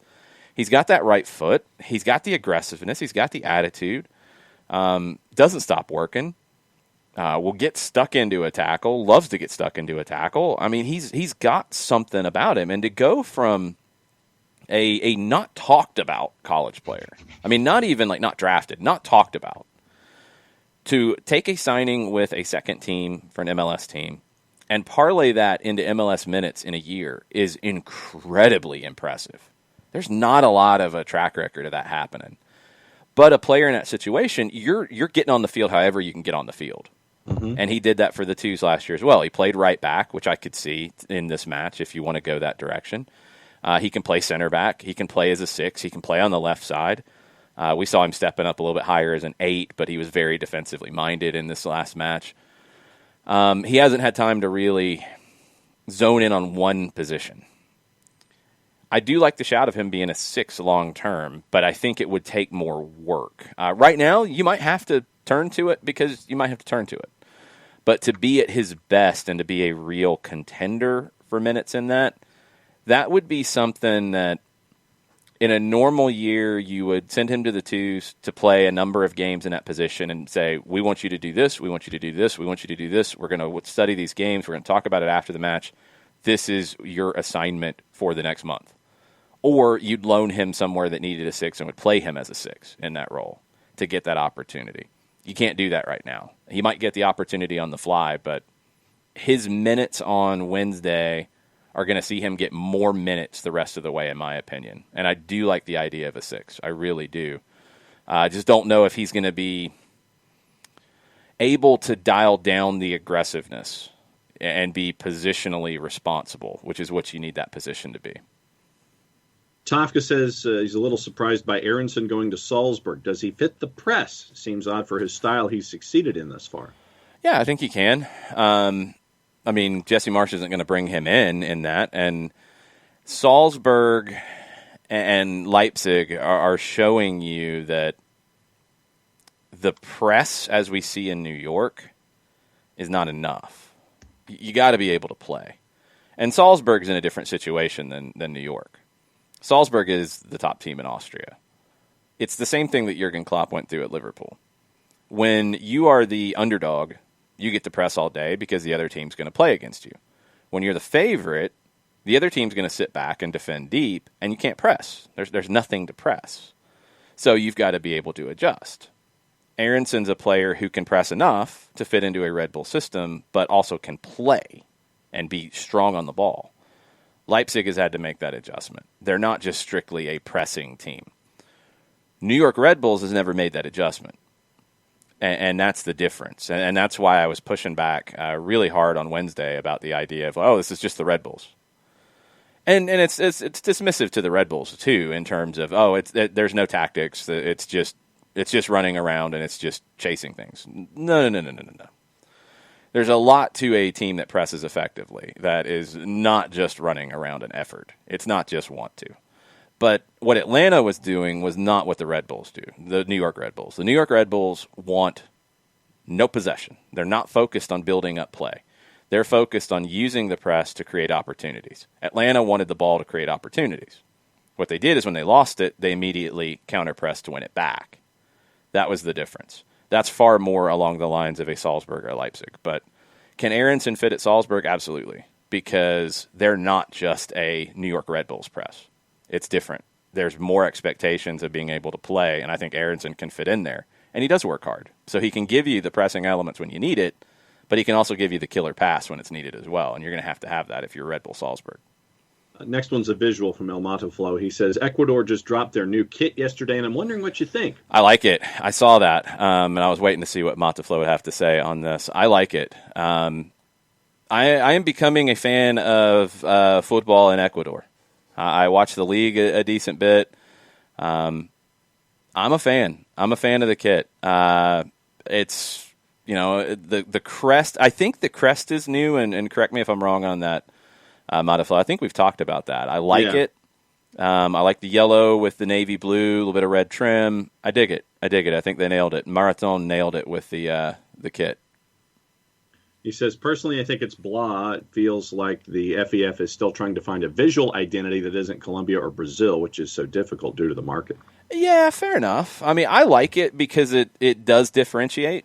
I mean, how much more can you go? Like, I'd much rather have something like that is good, it looks good, it is different from your rivals, and it's not trying too hard.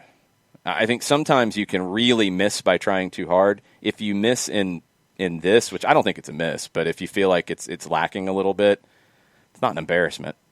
You throw a bunch of like squiggly lines on it, or you make it look like a zebra or a cow. Zubaz. Yeah, you're failing. You're failing. Now it's a third kit, not a first kit, but still, you're still failing. This is not a failure. If you want more, that's okay, but I like it. I think it's good. I might need to get some Ecuador stuff. Mr. Green, the Falcoholic, says after our conversation with Mike Conti, he's feeling dangerous. He's feeling he dangerous. Just put down a juice box for an Atlanta United Falcons parlay. United on the draw at plus 300 and the under at 47 at minus 130. Thanks, Mike. The Chicago parlay, the Atlanta-Chicago parlay with the Falcons and the Bears and United and the Fire. Interesting. Muy interesante. Daniel Price. So what are the chances that Glassy keeps the job in the long term? The more I see him and watch him on the touchline, the more I like him staying there.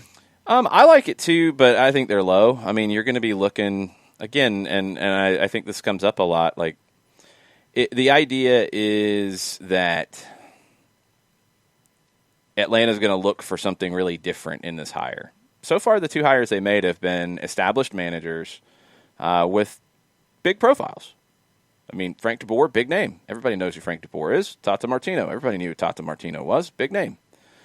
I don't know if they're going to go in a different direction here because this is a club that is expected to have that kind of bigness to it. The more time he gets, the more of an opportunity he gets to change that perception. And it looks like he's going to get the rest of the season. And if the performances continue to improve, then maybe we're having a different conversation because there is something to continuity. There is something to the job that we've talked about with Tony Annan and Stephen Glass, really embedding the DNA of what this team can be in the academy, in the second team, moving it into the first team as players come up and really creating that identity for the club. Moving up is part of enhancing that identity. But I think they are going to be looking strongly outside, and if the right person becomes available, they're going to go in that direction. And then Steven is going to be with the twos and continue to do what he's been doing, and Tony will be with the academy and continue the job that they've been doing. I think Wednesday showed you the job they've been doing is a good job because you got not just with the first team and with players like a Lawrence White contributing and in a style of play that looked like what we've seen before from not just the first team in the past, but the second team, but the academy teams. You saw an identity. You saw an identity with the second team. You saw strong performances from academy players. That was a good night for the club all the way around. And that shows that it's on the right path, and that's very important.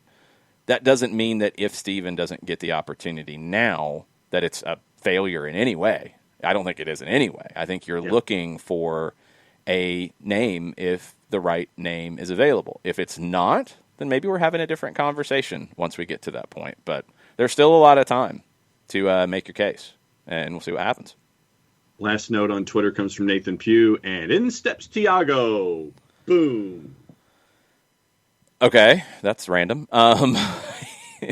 It's like we've talked about with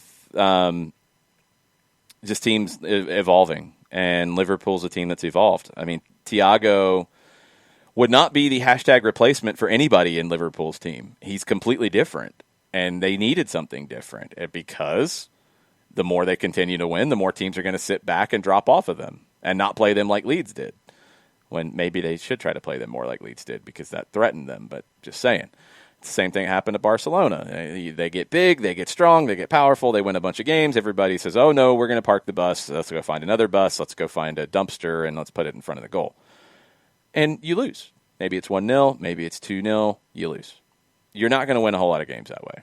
Thiago gives you the possibility, as teams sit back deeper and deeper, to pick them apart because he's an amazing player. Against Arsenal, we will see because Mikel Arteta Yes, in a Community Shield, which is bigger than the Canadian Championship. Sorry, Doug. Also in a league match that kept Liverpool from getting to that 100-point mark. He's got 2 wins. Can he do it again? I don't know. Liverpool's a better team. But can Arteta do it again and challenge them? I'm excited to see what he does tactically in that match. Thiago is the new variant for Liverpool, and we'll see how he gets used. I'm still in the long term waiting to see, but he gives them a different look, that's for sure. All right, caught up on Twitter. What else is going on? All right, Twitch Pitch, let us know what y'all are thinking. Lots of conversation. I'm going to try to get caught up just a bit here. Question, if Calvo is still asking for respect. I don't think he's asked for respect in a while. I think he's still asking to try to keep his spot. He's been somewhat in and out of the lineup during his time in Chicago, really since his time where he asked for respect, and then that respect was moved to Chicago. Let's pull up Chicago's total stats for the year in case you're not familiar with the Chicago Fire. As we do things that producers would be helping us do. Calvo started 13 games, so he's been consistent and gotten the respect from the coaching staff this season. I do like where Rafael Vicky is taking the team. I don't think he's anywhere near where he wants to be yet. This year's been crazy for him in a new role and really rebuilding a new team, and they kind of came in a little bit late with being able to add the pieces they wanted to. I like where the roster's headed. Gaston Jimenez was a good signing from Argentina. Beric has got 5 goals in 12 starts. Okay, good return so far. I like Ignacio Aliseda, 19. He's young, but he's got a goal and 2 assists so far in 9 starts. Of course, he's from Defensa y Justicia, so he's got that going for him. You got Jordi Mihailovic, who has been somewhat on the outside looking in. He's got 6 starts and 11 appearances. I like Mihailovic, but where does he fit with Vicky? We'll have to see. You've got a really good holding midfield. I think that's the strength of the team, in Medran and Jimenez. And they're going to be the engine room for the team in this one. What do they do around that? Fabian Herbers has been a player that Vicky has really liked. He's responded. He's got 3 goals on the year in 10 starts. Herbers played centrally in front of Medran and Jimenez. I think their back line is their weakest point, and that's where I think Atlanta can hurt them. Calvo, I'm sorry, I don't have a ton of respect. He's had a good year, but I still don't have a ton of respect. I think he can be pressured into some big mistakes, and I'd like to see what Atlanta can do there. So KFC says, counting on a consternated Calvo.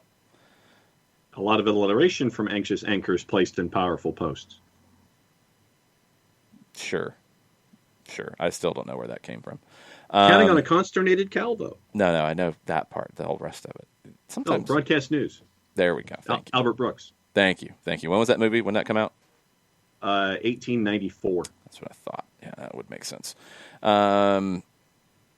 Chicago, Byrne pointed out the XG differential. Now, XG is a way to try to determine, and I don't think it's foolproof, but it gives you a glimpse on paper without digging into the games and the moments. XG is where a shot is taken, the probability of it being a goal. And, of course, if you're shooting from 3 yards out inside the 6, yeah, it's going to be a high probability. Your XG, your expected goals, is going to be close to 1 there. If you're shooting from 40 yards out, it's going to be low. That gives you a very quick glimpse at it. And people have different XG systems, so you'll see some variation from system to system, person to person, in terms of how they rate it. XG differential is something that people use to say, okay, are they meeting the expectations for the chances they're creating? And Chicago has been close to that. Atlanta has not. That shows you, at least in the finishing area, who's playing better. It also shows you, I think, that you have a player in Robert Beric who is producing the XG that he should be. His XG is 5. He scored 5 goals. Done. You don't have a player like that for Atlanta United. And I think it shows in these kinds of numbers. Kubo Torres has got a bad differential because he's had some good opportunities and he hasn't converted. For a short period of time and the amount of minutes he's played, his XG was pretty good. His goal output was not because he didn't have one. and it shows it. So we'll see if that can change with Gallagher up top, if that can change with more from Adam John, if that can just change with the team producing more opportunities, because they haven't produced a whole lot. They're going to have to do that in this one, and they're going to have to limit Chicago's opportunities. It's two teams that I think are still kind of finding themselves, to be honest, and we'll see who finds themselves faster. Byrne says about Aronson, it's not great he goes to Salzburg in the winter window. The important games for him would be the Champions League games, not the league games. I doubt he can be worked in quickly enough to start Champions League games. It'll be about next season, which I think is right, but I think it's right to do it this way for the Philadelphia side of it as well, and for Aronson's part, because the flip side, and I think it's important and sometimes gets left out of these conversations, Aronson is a player with heavy expectations in Philadelphia to drive the car and run the team and be that focal point. He won't have that same expectation at Salzburg immediately. So to go into a year or the rest of the year where I think Philadelphia is an MLS Cup contender, I put them in Columbus 1-2. I've been a little more impressed with Philadelphia, and I know that puts me on the other side of most, which is fine. I think they're both really, really strong, and we'll find out over these next few regular season matches who the better team is. But I think both of them are better than the teams out of the West right now. So to have that expectation to be playing for a title, that's good too. And it will push him back in terms of Salzburg's pecking order because he'll be coming in midseason. We'll see what other moves happen in the winter window, so things could change. But he'll come in and he'll probably play a lot of those league matches. He won't be starting in the big games in Champions League in the second half of the year. But he could get those opportunities depending on how he performs. But it is about next year. I agree. But I think this is the best for everybody involved. Philadelphia, for the player, and Salzburg is being, I think, respectful of that. He's young enough to where it can work out. So I'm good with that. Four-Card is still yelling about Pochettino. Chiefs coach Steve is yelling about Pochettino. I would love to see it, y'all. I'd love to see it. But he's not going to go to West Ham either, John. No, he's not. They're going to start 0-7 and look for a new coach that will not be Mauricio Pochettino. They might call, and he's not going to answer it. Four-Card says, does Glass still have a shot at the job short of winning MLS Cup? Yeah, I mean, he does. If they get to the Eastern Conference Final, if they go on a run, if the level of play continues to improve game after game after game, he's going to have an opportunity. I mean, he's got the team right now, so he's got control of the opportunity in front of him. He also doesn't have a full deck to play with at the moment, and that's really difficult. You know, he doesn't have a good hand that he's working with here. So how much can he do? But he's there right now. Nobody else is. So he's got the opportunity to change the narrative a little bit. I don't think it's just winning MLS Cup that does it. I think it's about the work that's put in. And we'll see if it continues to be on the rise. I think it's changed now, and hopefully it can be maintained. That's the big important part of this. Shiva says the players like him, and I agree. I think he's won the players over. One thing about the idea of give me the context here on this, John, where Doug was talking about buy-in, and I think Jeff's comments about demanding buy-in, and maybe that was something about the last coaching staff, and combining it with the idea that the Glass is working hard and his staff's working hard. Right. There's a couple of things that need to be factored in here. It's not news. It's been talked about before. Julian Gressel talked about it in 2019, for example.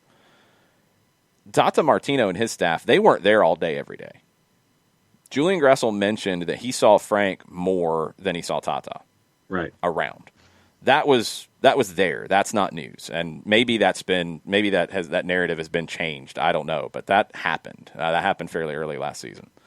And Tata was successful. So, I mean, everybody works differently. Everybody handles things differently. That's not a knock on Tata by any stretch. Right. It's just different people, different personalities. Right. Glass is a lifer in this. I mean, he loves to be around the training pitch. He loves to be in the office with the guys. He loves to sit around and talk about, okay, how can we do this? How can we play White here? Can we do this here? Can we do this here?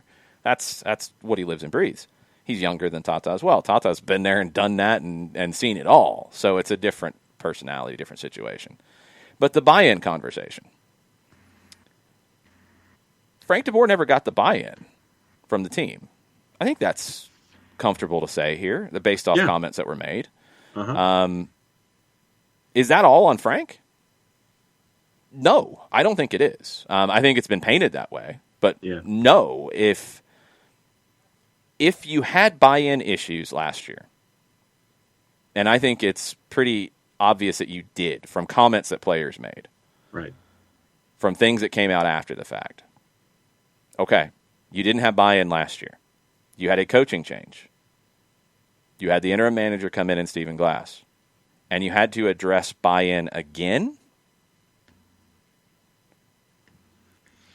That's a problem. Yeah. And that's not just the manager problem. So that hopefully has changed. And I hope that that buy-in is there now. It should have been there to begin with. It shouldn't be an issue. Yeah.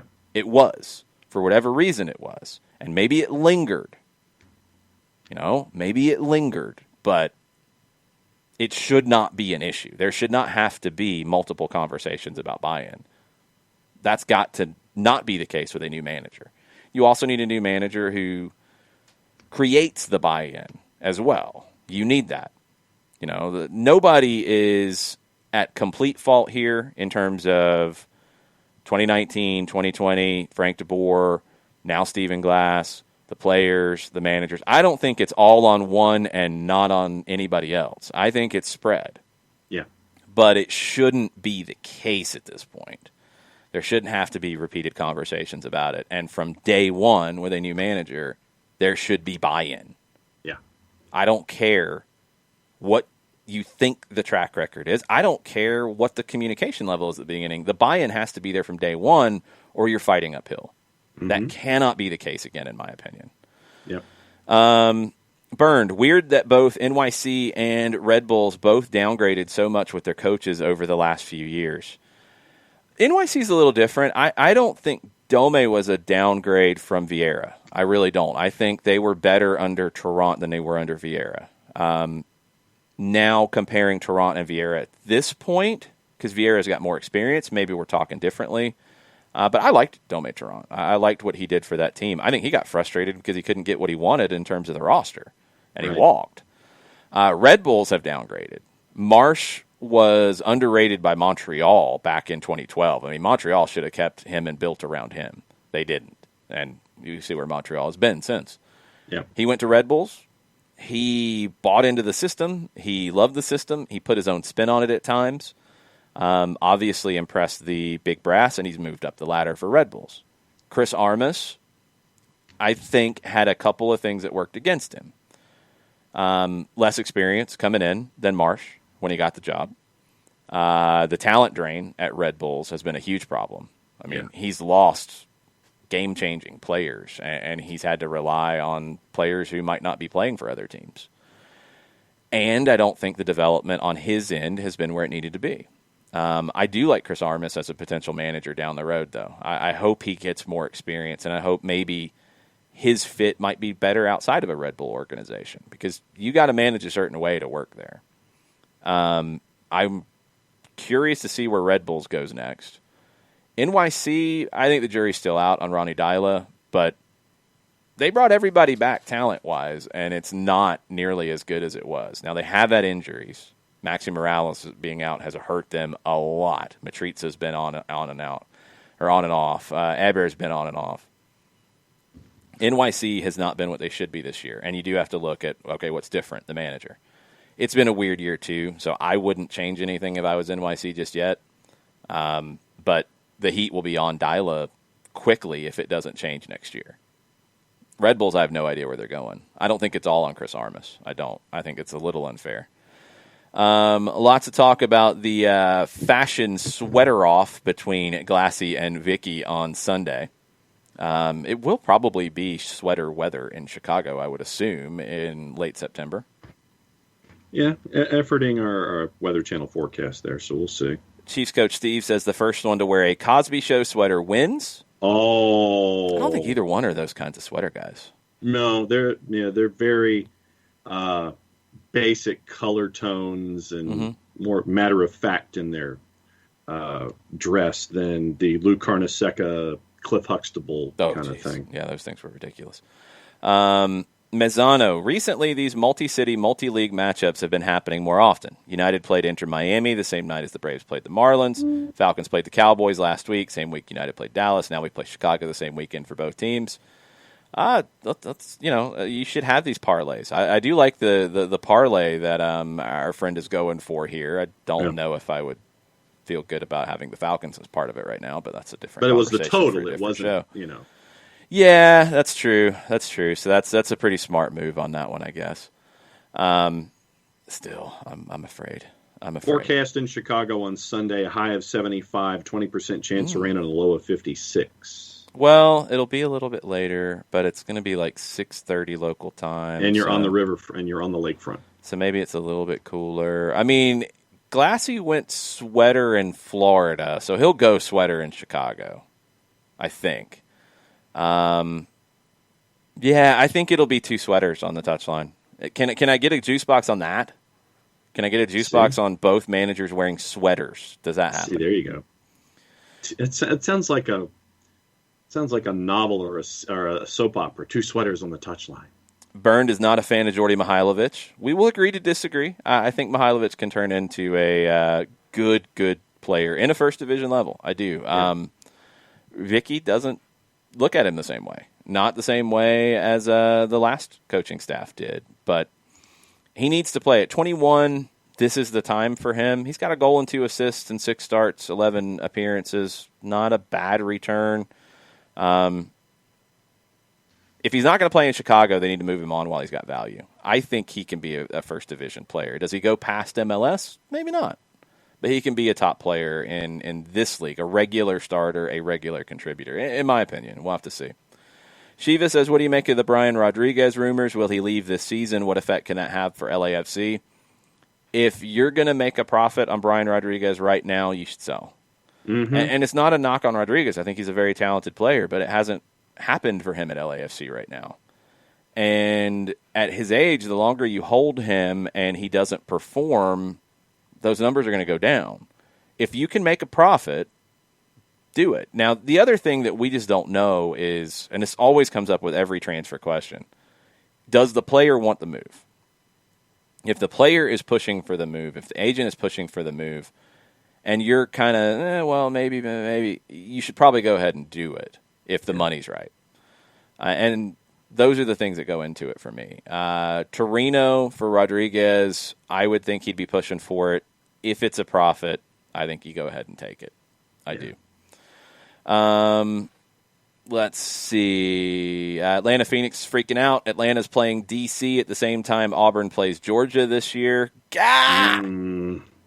That's a multi-screen experience. I'm a Georgia guy through and through, but it's not a multi-screen experience. It's I will check the score at halftime and after the game. That's what it turns into. That's just where I've gone. Again, I'm going to watch the second division in Brazil instead. That's just how it is. And how can folks watch the second division in Brazil with you? Fanatis. FNTZ.co/soccer down here. A lot of people have jumped on that, which is awesome. The trial is free for 7 days. You can sign up for the service and do the Brasileiro pack as a trial. Even the trial is something that helps the show. So if you're doing that and not subscribing, I mean, if I got a sample of Fanatis, I'd be subscribing. But that's just me. Yeah. I did that 4 years ago, and I've been stuck with it ever since. I've had it for a year. You get to watch Boca and Medellin. Independiente Medellin last night, and Boca just grinding out a result, eventually getting a game. Tevez was really good last night, though. I mean, he's an old man now, but he was really, really good last night. River Plate minus 145 tonight, hosting Sao Paulo. Sao Paulo's a plus 340. Your draw plus 250. What? No, they're not playing tonight. 30th. 5 days from now. Yeah. Slow down. So 5 days. So 5 days from now, River Plate's a minus 145. Yeah, slow down. We'll get to that next week. Libertadores will be back next week. Yeah. Yes. So Fanatis, highly recommended. Please check it out. Yeah. Chiefs coach Steve, more screens, more betterer. I agree. Burned talking about NYC meant from Vieira Dome in the same. So looking at those two as the same. Tadila likes Dome as well. I Okay, I'm cool with that. Let's see Undila. I'll give him a little bit of time on it.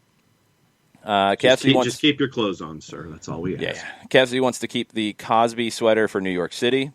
Okay, cool with that. Well, you go to Hartford kind of late, so that might be the thicker Cosby sweater kind of weather. Yeah. Maybe that works. The Auburn fans are excited about the noon Jefferson Pilot game against Kentucky. Only students are going to be allowed in that game at Jordan-Hare. Okay. So that it will be all students in attendance. And they're still trying to figure out the seating arrangements. They're still trying to figure it out? The game's tomorrow, but it's like, there's a discussion as to whether or not the seats that you rent for the day of the game. Yeah. They're trying to figure out if that is going to be where you sit, or if that's going to be the seat turned over to promote social distancing. So that's what I'm still trying to get word on. That makes no sense, but I will refrain from an Auburn joke right now. I will not do it. Out of respect. Domer, come after you now. No, it's out of respect for all the Auburn fans out there who listen to the show. I love you guys. Just don't love Auburn. Sorry. It's all good. South's oldest rivalry. Yeah, well, they're not playing this weekend. Auburn's playing Kentucky, and they can't figure out correct. their seating arrangements, and it's tomorrow. But anyway, just saying. Just saying. All right, so we've got the Power Hour tomorrow. We've got the run-up tomorrow evening that John and Kelly will be hosting. We've got 2 games in MLS tomorrow, 3:30 Nashville hosting Houston, 7 o'clock NYC hosting Cincinnati. The rest of the games are on Sunday. We will go through juice boxes. We will go through all of that tomorrow in the Power Hour. So Power Hour will be keeping up with everything going on in the morning. There'll be a lot of games going on then. It'll be previewing the MLS weekend. Run-Up will be previewing Atlanta, Chicago in detail. That will be tomorrow's programming schedule. A big game tonight on ESPN Plus in USL League One. And I believe there's some content on the network talking about said match, right? Accurate. Greenville Triumph Weekly. We caught up with Chris Ashley from YTSS, the podcast, gvlsoccer.com. We caught up with him to get the preview of Greenville Triumph in North Texas.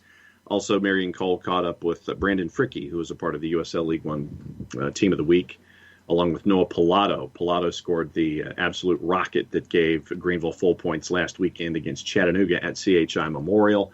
Right now, your juice boxes, Greenville at home, a minus 122. North Texas, a plus 270. Your draw is a plus 240. And this North Texas team is toward the bottom of the ladder in USL League One. It is not the same bunch that was there last year because folks like Cervania and Pepe are now hanging out with the big clubs. All right, we'll run through the games for the weekend you'll want to keep an eye on before we're back in our normal show format on Monday. Not much today outside of the League One match. You've got Lille and Nantes in Ligue 1 at 3 o'clock on BN and Fanatis. You've got Liga MX tonight, doubleheader with Puebla and Querétaro and Juarez and Atlas. You've got on Fanatis Once Caldas and Atlético Nacional from Colombia. That is a 9:05 match, and you'll get your telenovela right after the final whistle. Bang! That will happen. Tomorrow, you get Brighton and Manchester United. Our friend Sapoon will be very torn in this one because he's a closet Brighton fan. That's at 7:30 on NBCSN. Who's plus 404, Brighton? Brighton. Brighton's at home and they're plus 404. What's Manchester United? Uh-huh. What's Manchester United? Minus 135. Draws a plus 282. Yeah, okay. What else we got on Saturday looking through? You got Leverkusen and RB Leipzig at 9:30 on ESPN Plus. Bernd, if you're still with us, what is the German game of the week for you? What is Bernd's German match of the weekend that people can watch on ESPN Plus? I need a scouting report there. NBCSN's back in the picture, so you can stop yelling about Peacock. Yeah, too many events NBC had to run simultaneously. Yeah, it happened. Scrolling through. We mentioned the MLS games tomorrow. You got West Brom and Chelsea at 12:30. It's